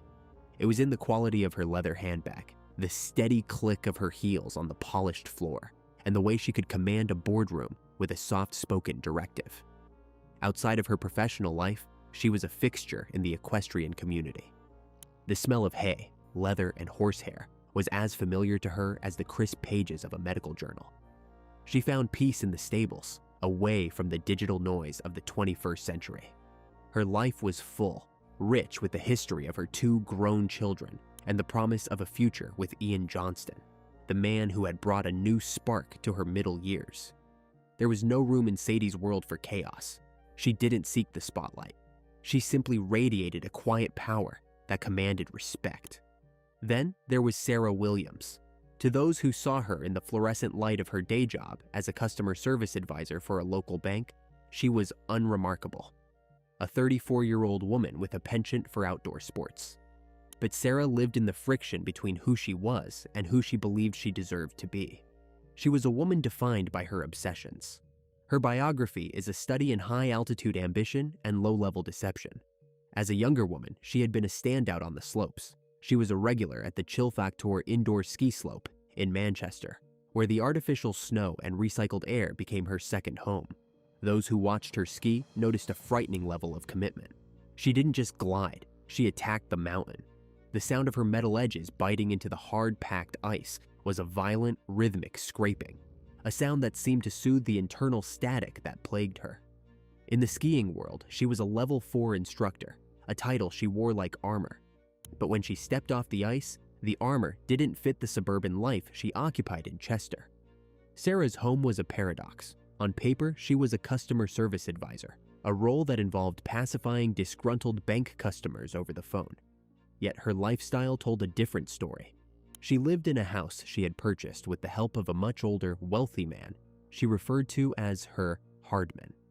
This relationship was less about love and more about leverage. Sarah understood the value of assets. She was a woman who looked at the world through a lens of acquisition. If she saw something she wanted, a car, a house, a man, she didn't consider the obstacles. She only considered the strategy required to take it. Her internal life was a cold, quiet place. She possessed a terrifying ability to compartmentalize.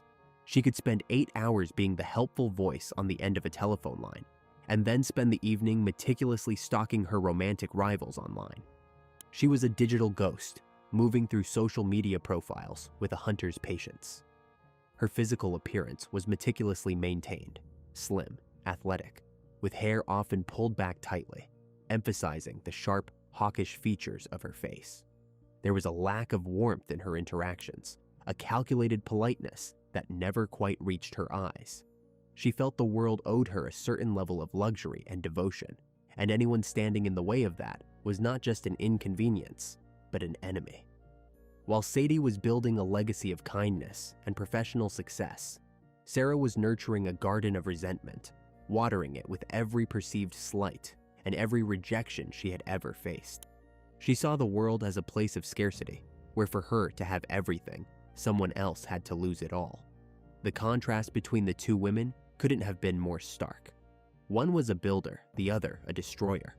One lived in the light of her own achievements, while the other sat in the shadows, calculating the distance between her current reality and the life she felt she had been robbed of.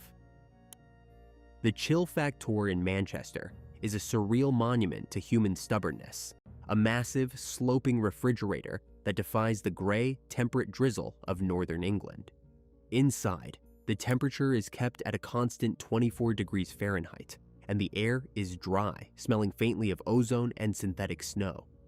This was where Sarah Williams spent her time, carving aggressive lines into the artificial piece. It was here, amidst the hum of high-powered cooling fans, that she met Ian Johnston. Ian was a fireman, a man who projected the rugged, reliable energy of someone who lived for the outdoors. He was 23 years Sarah's senior, but to a woman who viewed relationships as strategic acquisitions, the age gap was irrelevant. To Sarah, Ian was the missing piece of the life she felt she deserved. He represented the virile, active lifestyle she craved, a stark contrast to the comfortable, stagnant security she maintained in her other life. For years, Sarah had been living a carefully constructed lie. She was the mistress of David Hardwick, a 75-year-old businessman she called her Hardman. David was her benefactor, the man who had bankrolled her existence, purchasing her home in Chester for nearly $100,000 and providing her with a weekly allowance of over $400.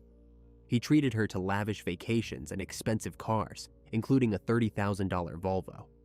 In David's presence, Sarah was the compliant, grateful companion, but as soon as she stepped onto the artificial snow of the ski slope, she became a predator. She pursued Ian with a quiet, relentless intensity that he initially mistook for genuine passion. Their affair was born in the cold, but it burned through Sarah's life like a wildfire. She became consumed by the idea of him, not just as a lover, but as a prize. However, Ian was already in a long-term committed relationship with Sadie Hartley. Sadie was everything Sarah was not: emotionally mature, financially independent through her own merit, and deeply respected by everyone who knew her. When Ian tried to pull away from Sarah to focus on his life with Sadie, the rejection didn't just hurt Sarah, it insulted her.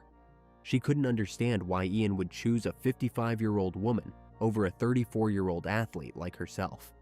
In Sarah's mind, life was a zero-sum game, and Sadie Hartley was the person who had stolen her winnings. The obsession didn't happen overnight.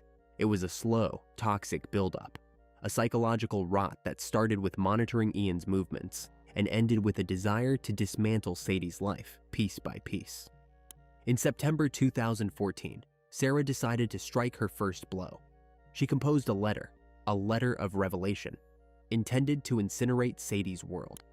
In this document, she detailed her affair with Ian in graphic, clinical detail. She wrote to Sadie as if she were doing her a favor, explaining that her partner was a liar and a cheat who didn't deserve a woman of Sadie's stature. The letter was designed to trigger an immediate, explosive breakup. Sarah sat back and waited for the phone call, the moment Ian would realize his mistake and come crawling back to the woman who truly understood him. But the explosion never happened. Sadie, a woman of immense poise and intelligence, sat Ian down and confronted him. They talked, they argued, and then they chose to stay together. They chose to work through the betrayal, solidifying their bond and effectively erasing Sarah Williams from their future. This was the ultimate humiliation. Sarah had played her strongest card, and the world had barely blinked. She found herself marginalized, blocked from Ian's life, and relegated to the shadows. It was at this point that her obsession shifted from the romantic to the homicidal. She began to spend her evenings in the company of her only true confidant, Katrina Walsh. Katrina was an eccentric 56-year-old, a fellow horse enthusiast who lived in a house overflowing with clutter and animal hair. She was a woman who seemed to exist on the fringes of society, and she provided Sarah with the perfect sounding board for her darkest impulses. Together, they formed a feedback loop of resentment. Sarah began to track Sadie Hartley like a scientist observing a specimen. She spent hours on social media, cataloging Sadie's work trips, her equestrian events, and the layout of her home in Helmshore. She even went so far as to drive the 35 miles from Chester to Helmshore in the middle of the night, just to sit outside the house on Sunnybank Road and watch the lights go out. She wanted to know the rhythm of Sadie's life, when she walked the dogs, when she left for the office, and when Ian was away. Sarah wasn't just angry, she was becoming a student of Sadie's existence. She used sophisticated GPS trackers, attaching them to Ian's car to monitor his visits to Sadie's home. She watched the little red blip on her computer screen move through the Lancashire valleys, each movement a fresh needle to her ego. The psychological landscape Sarah occupied was becoming increasingly detached from reality. She didn't see herself as a criminal. She saw herself as a victim of a great injustice. She believed that by removing Sadie, she was simply correcting a mistake in the universe.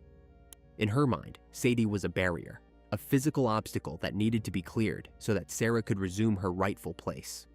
The triangle was no longer a matter of two women and a man. It had become a hunt. And while Sadie Hartley was busy planning medical conferences and tending to her horses, Sarah Williams and Katrina Walsh were in a cluttered kitchen in Chester, beginning to discuss the mechanics of a mission that would end in blood. The transition from a jilted lover to a dark architect of murder was complete. The air in Sarah's world was now as cold and artificial as the snow at the chill factor, and she was ready to descend. The blueprint for the death of Sadie Hartley was not drawn in a clean professional studio, but amidst the chaotic squalor of Katrina Walsh's home in Chester.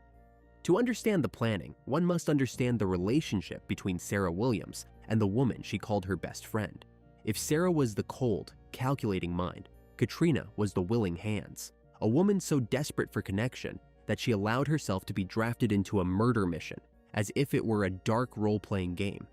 Katrina's house was a sensory nightmare, a hoarding ground filled with horse tack, animal cages, and the overwhelming scent of unwashed laundry and old hay. It was here, surrounded by the physical debris of a fractured life, that the two women began to document their descent. Katrina Walsh kept a diary. It was a meticulous, rambling record of their conspiracy, written with a chilling nonchalance that suggested she viewed the impending assassination as a grand adventure. In these pages, she referred to their plan as Mission Impossible. She wrote about the need for perfect timing and the removal of the woman who stood in Sarah's way. The planning was tactical, clinical, and devoid of any moral friction. Sarah Williams didn't just want Sadie Hartley gone. She wanted her erased with mechanical precision. This required tools that were not available on the high streets of suburban England. In December 2015, the planning moved across international borders. Sarah and Katrina boarded a ferry and drove to Darmstadt, Germany. The purpose of this trip was purely logistical. Under the guise of a pre-Christmas getaway, they sought a weapon of tactical paralysis. Sarah had researched the effects of high-voltage electricity on the human nervous system. She didn't want to struggle. She wanted immediate, total compliance. In a specialized store, she purchased a 500,000-volt stun gun, a device designed to deliver a massive, non-lethal shock that would lock the muscles and drop a grown adult to the floor in less than a second. In the UK, this device was a prohibited weapon, a Section 5 firearm. To Sarah, it was a necessary component of her strategy.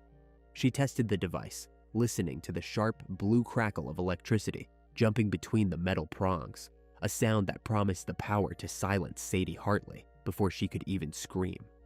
While in Germany, the dark architect also focused on surveillance.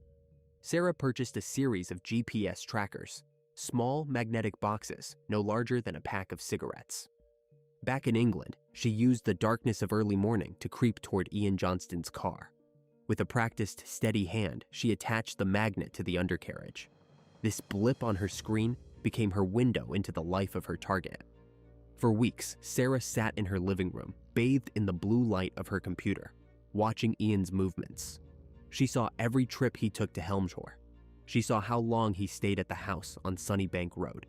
She calculated the distance, 35 miles from her doorstep to Sadie's, and learned the exact time it took to navigate the winding Lancashire backroads. She was looking for a window of opportunity, a moment when Ian would be away, leaving Sadie alone and vulnerable in that large stone house. The murder kit was assembled with the same obsessive attention to detail. Sarah didn't use her own bank accounts for the sensitive purchases. She utilized David Hardwick's money, the funds provided by her elderly benefactor, to buy the tools of her crime. She purchased a pair of heavy-duty tactical boots from a local shop, boots that were a size too large, intended to create confusing footprints at the scene. She bought a burner phone, a device that would never be linked to her identity, to coordinate with Katrina. They even bought specific clothing, dark, nondescript layers that would help them blend into the shadows of the rural valley. On January 6, 2016, 8 days before the murder, Sarah decided to conduct a dry run. She needed to know how Sadie would react to a late-night visitor. She purchased a bouquet of chrysanthemums from a local supermarket and drove the 35 miles to Helmshore. It was a cold, damp evening, the temperature hovering around 38 degrees Fahrenheit. She walked up the driveway of the Sunnybank Road property and rang the bell.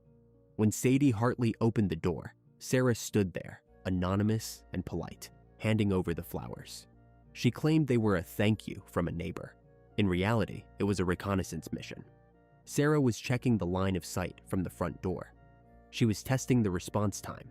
She was looking for security cameras and assessing the strength of the door's latch. Most importantly, she was looking into the eyes of the woman she intended to kill. Sadie, ever the professional, accepted the flowers with a smile and a thank you, never suspecting that the woman on her porch was measuring the space where she would soon take her final breath. In the final days of the planning phase, the air between Sarah and Katrina grew thick with the anticipation of the mission. They discussed the disposal of evidence, the cleaning of the car, and the need for a solid alibi. Sarah's internal world was now entirely synchronized with the cold, mechanical process she had set in motion. She had accounted for every variable: the voltage of the stun gun, the tracking of the vehicle, the layout of the hallway. She viewed Sadie Hartley not as a human being with a family and a career, but as a technical problem that required a tactical solution. The GPS blip on her screen showed that Ian Johnston was planning a skiing trip to Switzerland. He would be out of the country. The house on Sunnybank Road would be quiet. The window had opened. The planning was over, and the execution was about to begin.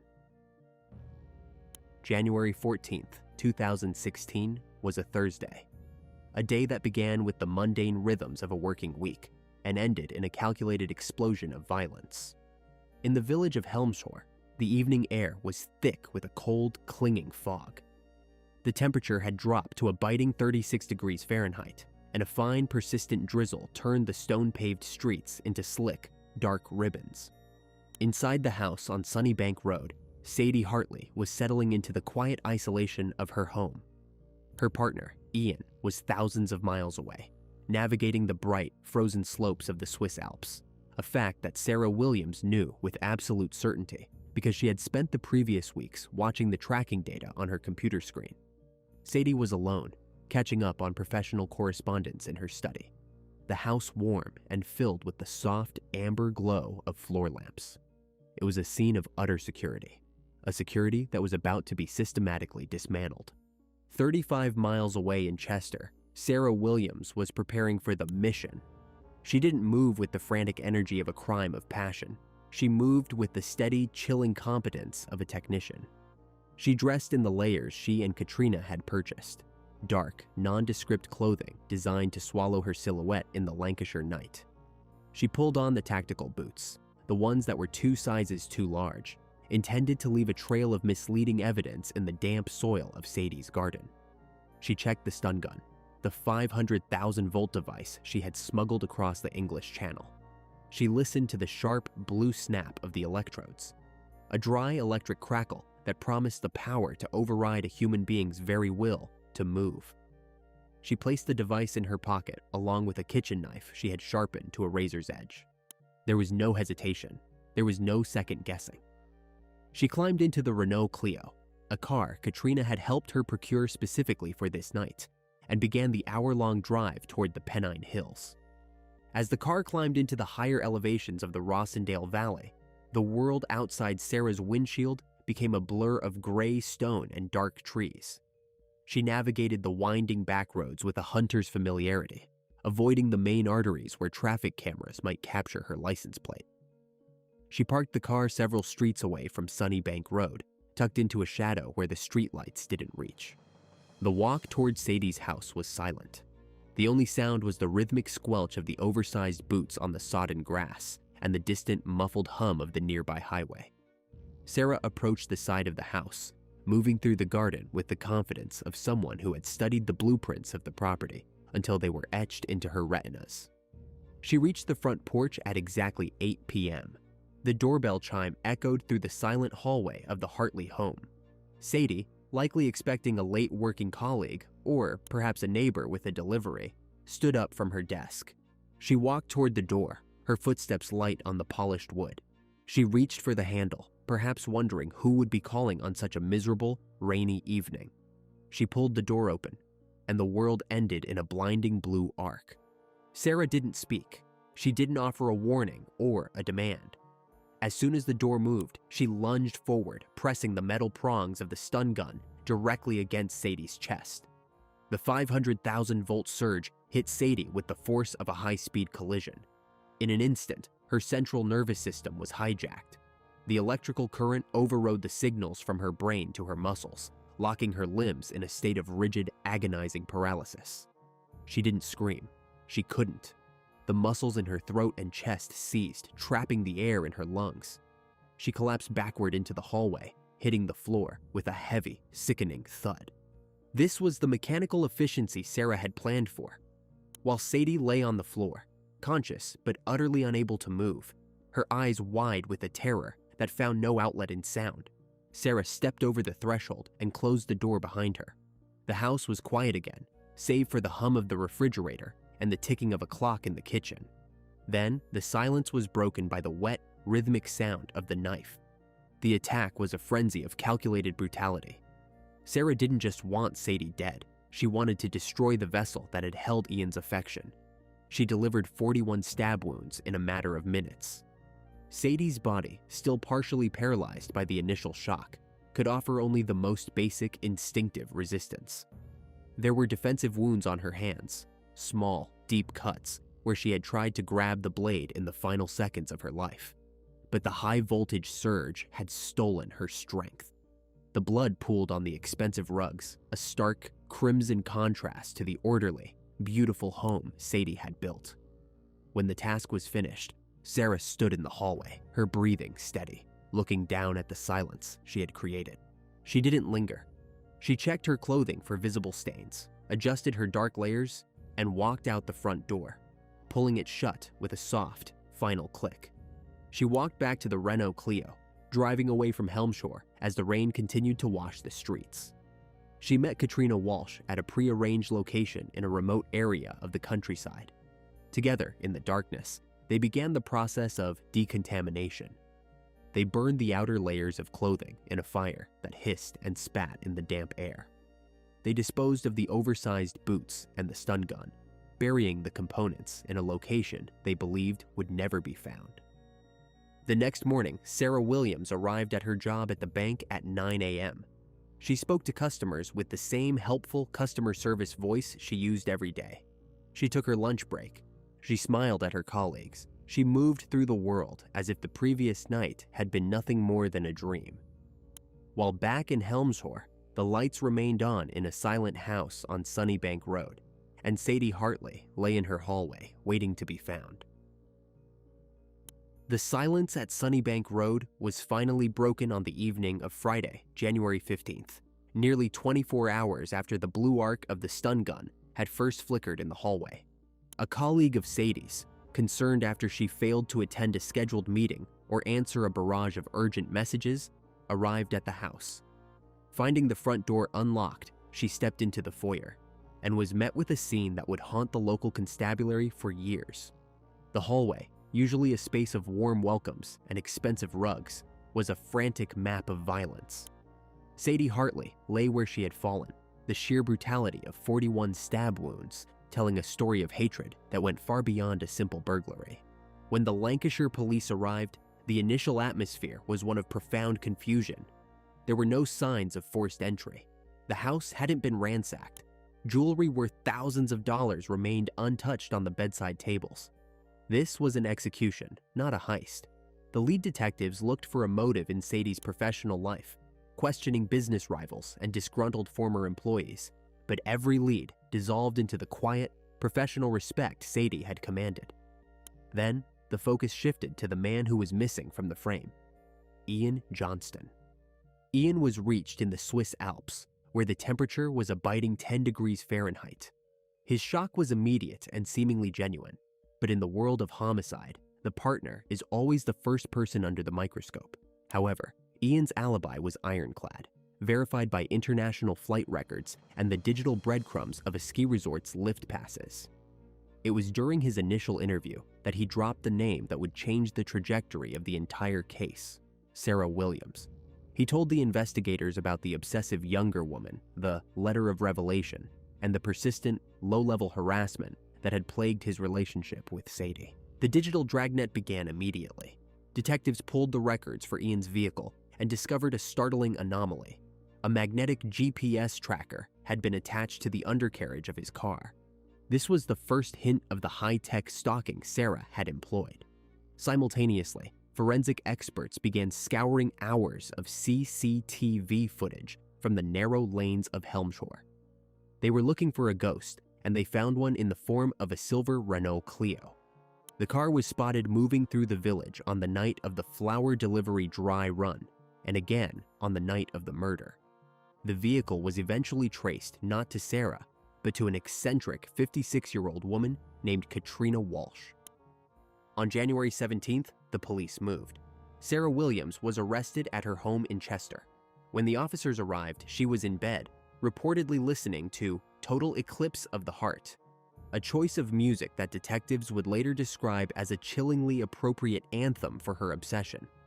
Her reaction to being charged with murder was a void of emotion. She didn't cry. She didn't protest her innocence with the frantic energy of the wrongly accused. She simply sat in the back of the patrol car, her face an icy mask of indifference. She offered no information, answering every question with a rehearsed, clinical no comment. The breakthrough, however, didn't come from the dark architect. It came from the willing hands. Katrina Walsh was taken into custody, and unlike Sarah, she was a chaotic variable.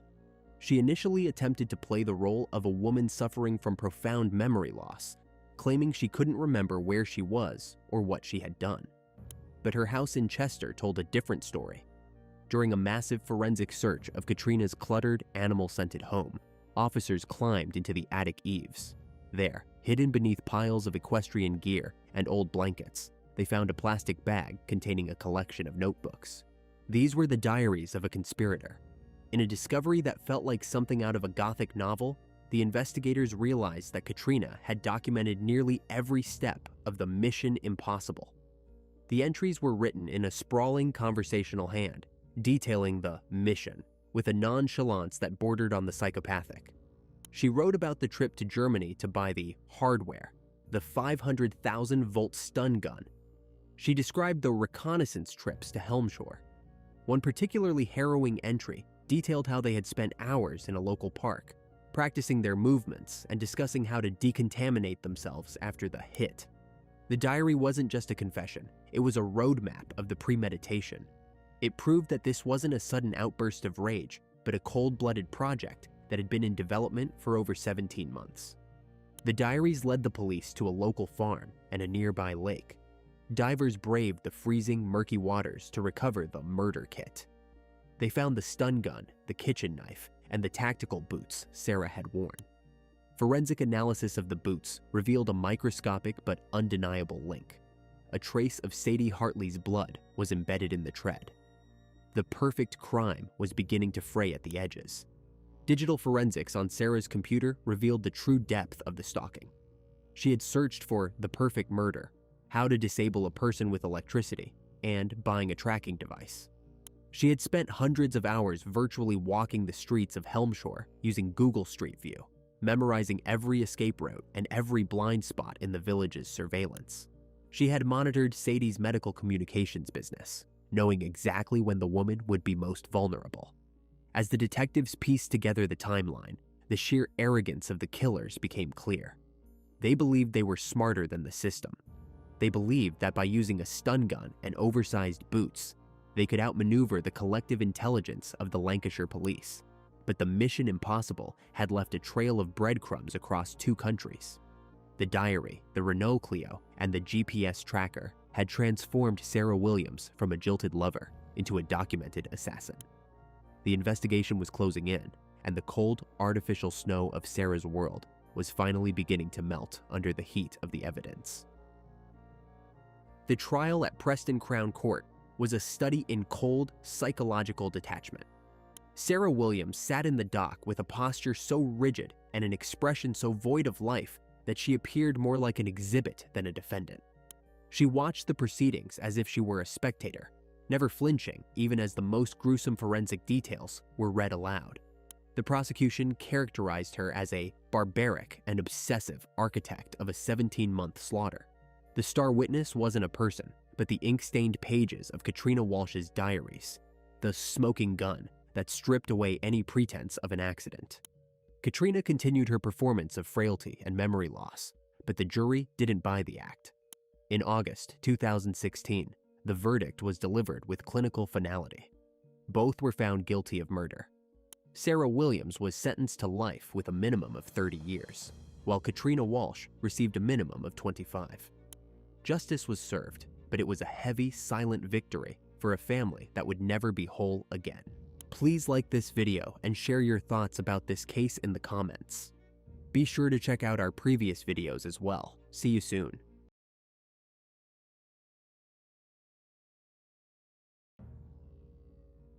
Jacksonville Beach, Florida, February 16th, 2022. The hum of a black Volkswagen Atlas is the only sound on a desolate, wooded stretch of Sanctuary Boulevard. Inside, 33-year-old Jared Bridegan is finishing a routine task, dropping his older twins off at his ex-wife's house. In the back seat, his 2-year-old daughter is strapped into her car seat, oblivious to the darkness pressing against the windows. Then, the trap snaps shut. A lone tire sits upright in the middle of the lane, an obstacle that feels accidental but is surgically placed. Jared, a man defined by his sense of order, shifts the vehicle into park and steps out to move it. He never touches the rubber. Gunshots tear through the humid night. Several rounds fired at point-blank range. Jared collapses onto the asphalt, his life ending inches from the open door. For several minutes, the only witness is a toddler staring through the glass as the hazard lights pulse rhythmically against her father's body. A Microsoft executive, a father of 4, and a target left for dead in a cold, calculated ambush. Please support the channel by subscribing and liking this video. Thank you so much. Jared Bridegan was a man of architecture, not of steel and stone, but of code and human experience. As a senior design manager at Microsoft, his professional life was a study in precision. He was paid to anticipate errors before they happened, to build digital environments that were seamless and logical. Those who worked alongside him in the corporate corridors of the tech giant described a man who carried that same intentionality into his personal life. He was a father who didn't just provide, he curated. He was the parent who built elaborate playhouses by hand and meticulously planned weekend excursions to the Florida coastline. A man whose moral compass was fixed firmly on the doctrines of the Church of Jesus Christ of Latter-day Saints. For Jared, life was a series of commitments to his craft, to his faith, and, above all, to his children. Across the table from this structured existence stood Shauna Gardner. She didn't just come from wealth, she came from a dynasty. Her family was the driving force behind Stampin' Up!, a multi-level marketing colossus that transformed the humble hobby of scrapbooking into a global billion-dollar empire. Shauna grew up in Alpine, Utah, a mountain-ringed enclave where the air is thin and the bank accounts are deep. Her mother, Shelley Gardner, was a titan of the craft world, and Shauna was raised with the poise of an heiress and the expectations of a high-society Mormon daughter. She was athletic, blonde, and possessed a quiet, steely confidence. The kind of self-assurance that is born from never having to worry about the cost of a mistake.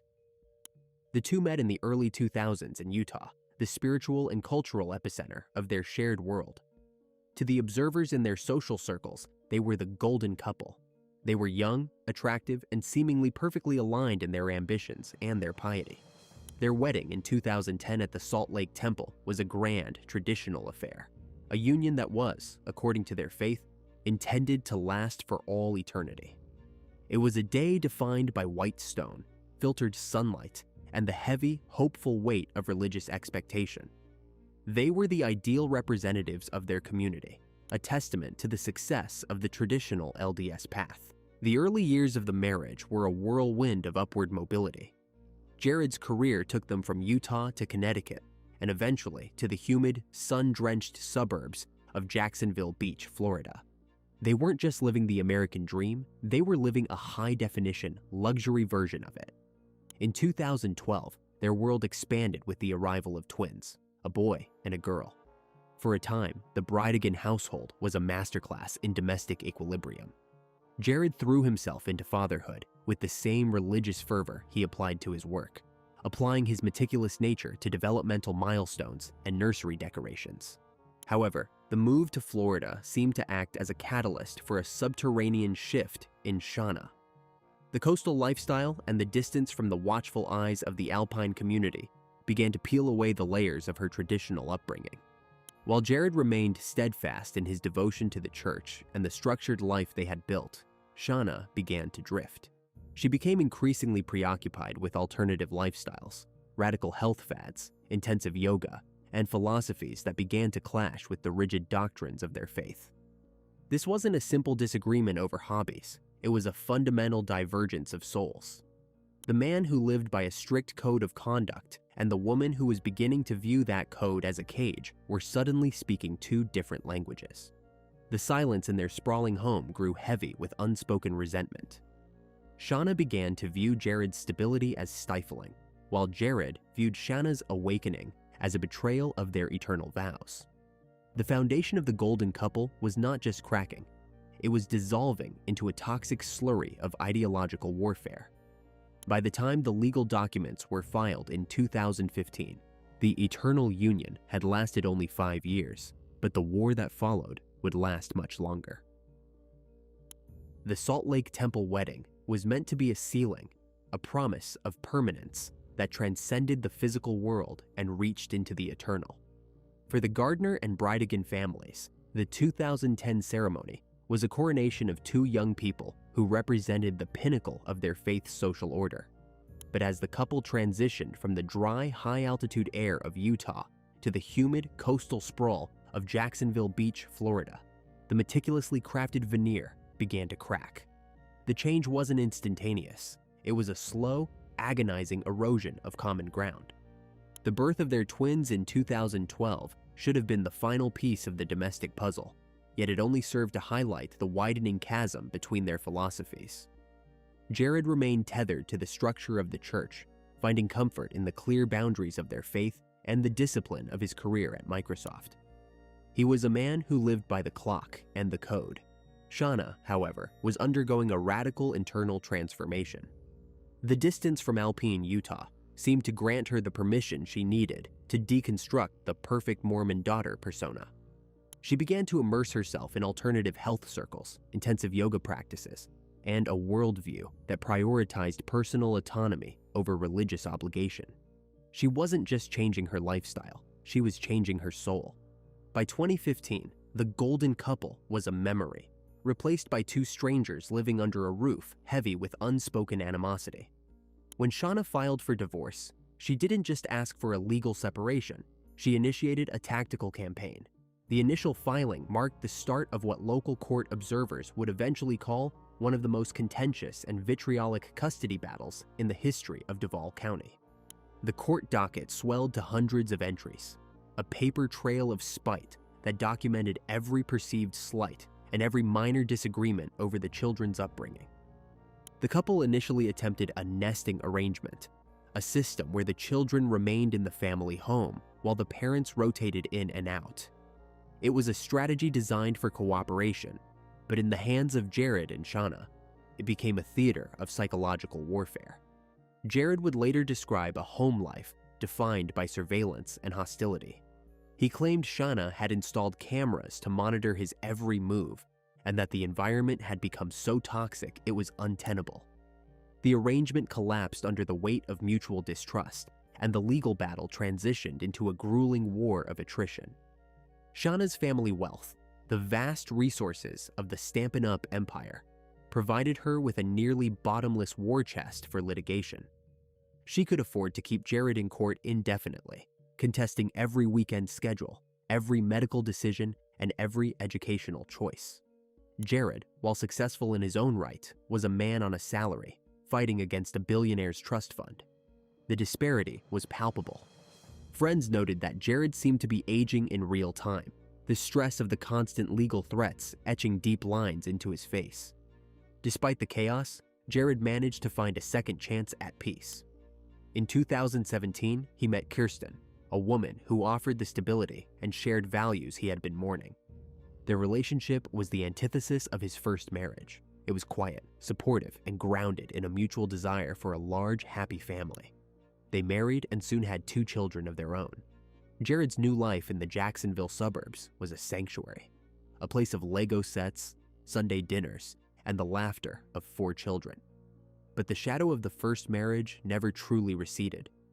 The custody exchanges remained the most stressful points of his week, minutes of cold silence and sharp glares that felt like a prelude to something darker.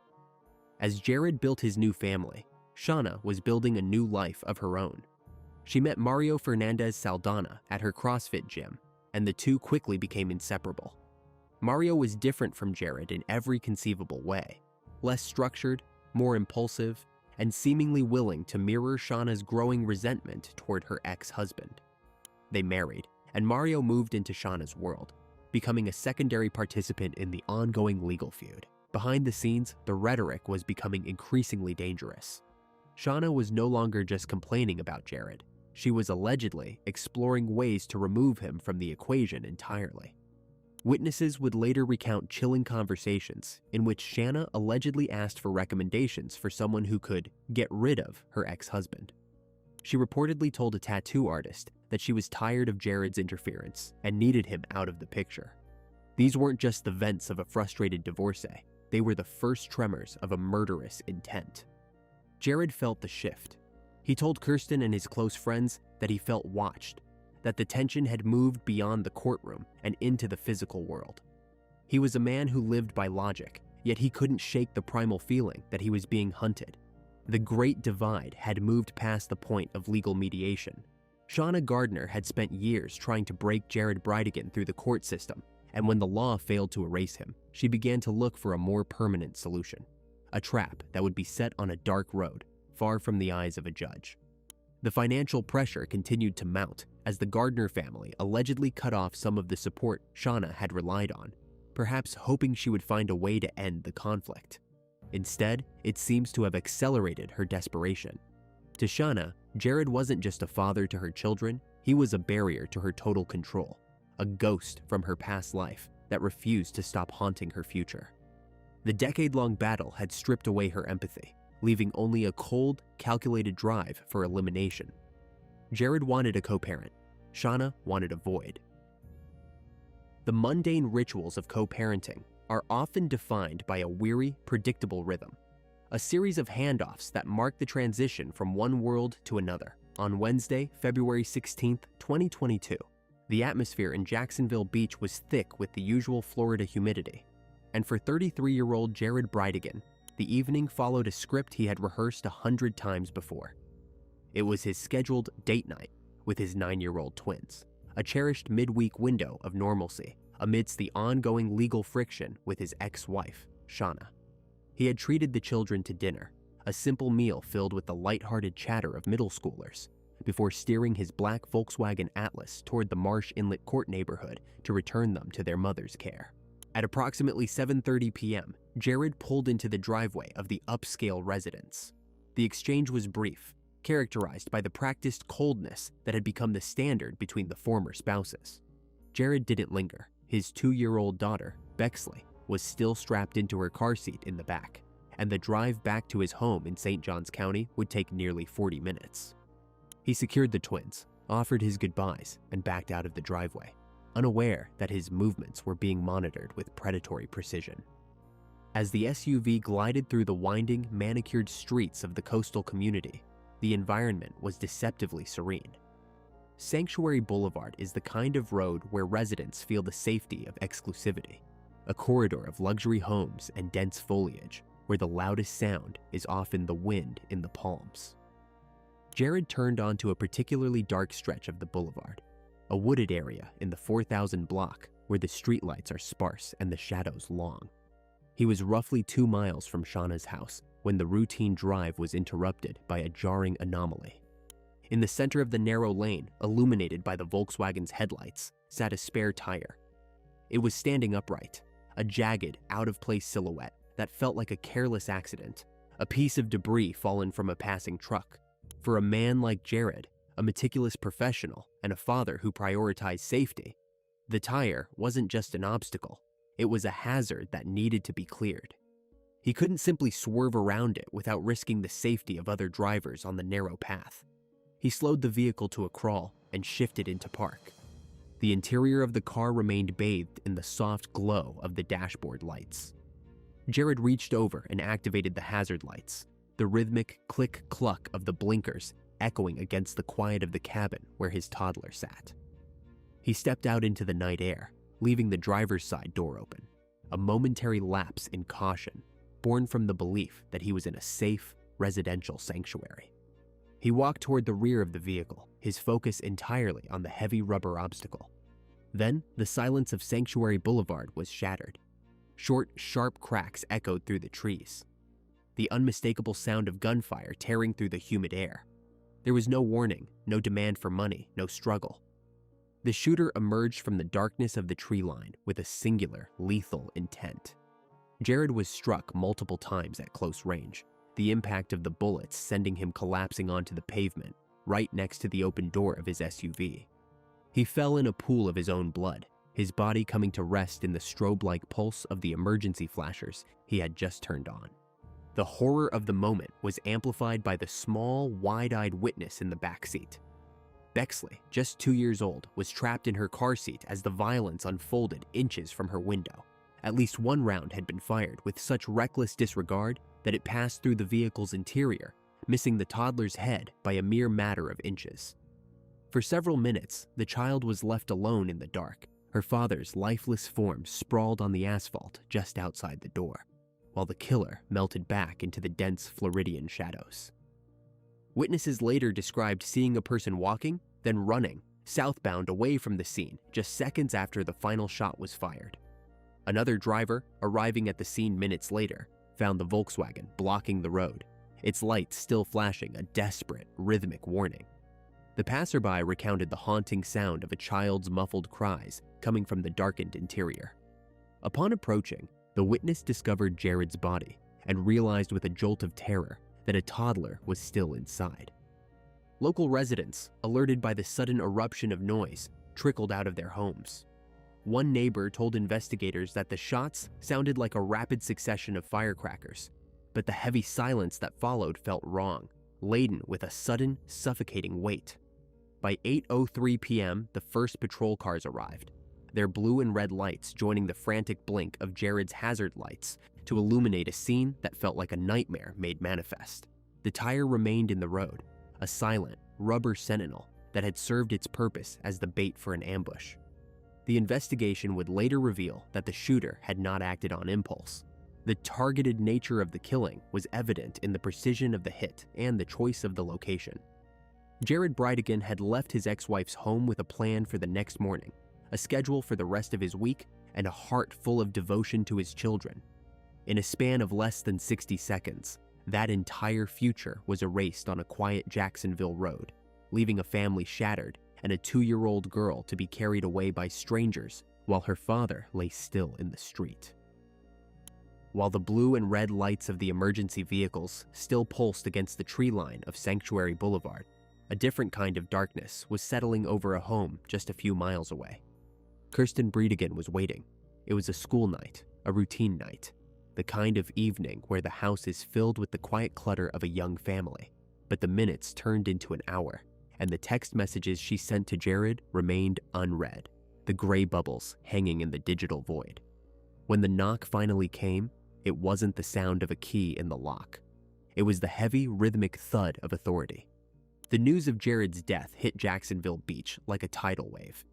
In a community where the crime rate is often defined by minor thefts or noise complaints, a cold-blooded execution on a public road was a glitch in the reality of the residents. The social echo was immediate and deafening. Sanctuary Boulevard, a name that now felt like a cruel irony, became a site of pilgrimage. Bunches of flowers, handwritten notes, and stuffed animals began to pile up near the spot where the tire had been placed. But beneath the public mourning, a darker current was beginning to circulate. The rumor mill in an affluent suburb is a vicious thing, and within 48 hours, the whispers had converged on a single name: Shauna. The community's fear was eclipsed only by their confusion at the behavior of the victim's ex-wife. In the wake of a tragedy involving the father of her children, the expected response is one of shared grief, or, at the very least, a somber cooperation. Shauna Gardner offered neither. While Kirsten Bridegan was standing before television cameras, her voice trembling as she pleaded for information, Shauna remained behind the gates of her mother's influence. She didn't attend the vigils. She didn't reach out to Kirsten to offer a word of comfort. Most tellingly, she didn't allow Jared's older twins to attend their father's funeral. This wasn't just a private mourning, it was a tactical withdrawal. To the public, it looked like the ultimate act of spite, denying children the right to say goodbye to a father who had worshipped them. To the investigators, it was a massive neon red flag. The psychological profile of the grieved ex-wife was being replaced by something much more clinical and detached. Shauna hired a high-powered criminal defense attorney before the police had even named a suspect. It was a move that signaled not just a desire for privacy, but a preparation for war. As the weeks turned into months, the investigation seemed to stall, creating a vacuum that was filled by local paranoia. Was there a random killer stalking the dark roads of Jacksonville? Was it a botched robbery? These red herrings were discussed in coffee shops and on community message boards, but the police knew better. The choice of the tire as a lure was too specific. It required a knowledge of Jared's character. It required someone who knew he wouldn't just drive past a hazard, he would stop to fix it. This wasn't a crime of opportunity. It was a crime of intimate knowledge. The frustration among the detectives was palpable. They were dealing with a billionaire's daughter narrative, a suspect with the financial resources to relocate, to insulate herself with legal shields, and to remain silent indefinitely. Indeed, Shauna soon moved across the country to West Richland, Washington, taking the twins with her and effectively cutting off the Bridegan family from the children. It was a relocation that felt like a flight from justice. Yet legally, she was a free woman. Kirsten Bridegan refused to let the case go cold. She became the face of the Justice for Jared movement, keeping his name in the headlines and his face on the news. She transformed her grief into a relentless, disciplined search for the truth. The contrast between the two women couldn't have been more stark, one standing in the light, begging for answers, the other retreating into the shadows of the Pacific Northwest, surrounded by family wealth and a wall of silence. The social atmosphere in Jacksonville Beach had changed. The sense of security that had once defined the area was gone, replaced by the knowledge that someone in their midst had possessed the coldness to orchestrate a hit while a toddler sat feet away. The tire in the road had become a symbol of a new, terrifying reality. That the most dangerous traps aren't set by strangers, but by those who once claimed to love you. The investigation was moving slowly, grinding through a mountain of digital evidence and cell tower pings, but the public had already reached its verdict. They were just waiting for the law to catch up to the rumors, and for the paper trail to lead them to the person who had turned a quiet boulevard into a kill zone. The detectives in Jacksonville Beach were not just fighting a killer, they were fighting a ghost, and a wall of seemingly infinite resources. In the first weeks following the execution of Jared Bridegan, the investigation felt like a slow-motion collapse into a void. There was no murder weapon. There were no fingerprints on the tire. The crime scene, washed by the humid Florida night, offered nothing but the rhythmic, mocking flash of the Volkswagen's hazard lights. Investigators began the grueling manual labor of modern detective work, the digital canvassing of a neighborhood defined by its privacy. They didn't just look for a shooter, they looked for a shadow. The first crack in the darkness came from a grainy frame of surveillance footage. It was a Phantom, a dark blue, mid-2000s Ford F-150 with a distinctive tan trim, captured by a Ring doorbell blocks away from Sanctuary Boulevard just minutes after the shots rang out. For months, this truck was the only tangible lead. Detectives screened thousands of registered vehicles, cross-referencing toll data and gas station receipts. searching for a needle in a stack of high-end Florida pickups. The frustration in the precinct was thick enough to touch. They knew that in cases involving high-conflict divorces, the obvious suspect is rarely the one pulling the trigger. They were looking for a surrogate, a hired hand who could move through the night without leaving a trace. It took nearly a year for the shadow to take a name: Henry Tenon, a 61-year-old with a scattered criminal history and a life that seemed light years away from the corporate corridors of Microsoft. When the police finally tracked down the blue truck, the connection felt like a lightning strike. Tenon wasn't just a random driver, he was a tenant. He lived in a house owned by Mario Fernandez Saldana, the second husband of Shauna Gardner. The professional world of Jared Bridegan and the gritty world of Henry Tenon had finally collided in a paper trail of property deeds and rental agreements. But a rental agreement isn't a murder charge. The detectives needed more. They needed the money. Financial forensics began peeling back the layers of Mario's bank accounts, looking for the currency of a life taken. They found it in the form of 3 handwritten checks. These weren't anonymous wire transfers or bags of cash dropped in an alley. They were documented payments from Mario to Tenon. The timing was surgical. The payments felt like a down payment on an execution. Despite the mounting evidence, the investigation remained a game of tactical patience. Mario was the bridge, but Shauna was the destination. Detectives turned their attention to the digital footprints Shauna had tried so hard to erase. They executed search warrants on her private communications, digging into the years preceding the murder. They found a pattern of solicitation that turned the stomach. They discovered that Shauna hadn't just been angry, she had been shopping. She had allegedly asked a local tattoo artist if he knew anyone who could get rid of her ex-husband, a request so blunt it seemed almost absurd, until it wasn't. The digital shovel dug deeper, uncovering search queries and messages that suggested a mind focused on elimination. Shauna was no longer just a grieving ex-wife, she was the architect of a vacuum. In January 2023, the first domino fell. Henry Tenon was arrested. The man who had been a ghost for nearly a year sat in an interrogation room, facing the weight of a first-degree murder charge and the prospect of the death penalty. It didn't take long for him to break. In a move that sent shockwaves through the Pacific Northwest, where Shauna was hiding, Tenon pleaded guilty to second-degree murder. But he didn't just confess. He flipped. He admitted to being the one who pulled the trigger on that dark stretch of Sanctuary Boulevard, but he insisted he wasn't the mastermind. He was the tool. He identified Mario Fernandez Saldana as the man who had hired him, the man who had handed him the gun and promised him a life changed by a Microsoft executive's blood. With Tenon's testimony, the noose tightened around Mario. In March 2023, he was taken into custody, charged with first-degree murder and conspiracy. The red herrings of a random robbery were officially dead. The investigation had moved from a dark road in Jacksonville to the inner sanctum of the Gardner-Fernandez household. Yet, Shauna remained in Washington, surrounded by the silence of her family's estate. The detectives knew they were playing a high-stakes game of legal chess. They needed every scrap of evidence, every ping from a cell tower, every witness statement from the CrossFit gym, every deleted email, to be bulletproof. They were building a case against a woman who had the financial power to disappear. And they only had one shot to bring her back.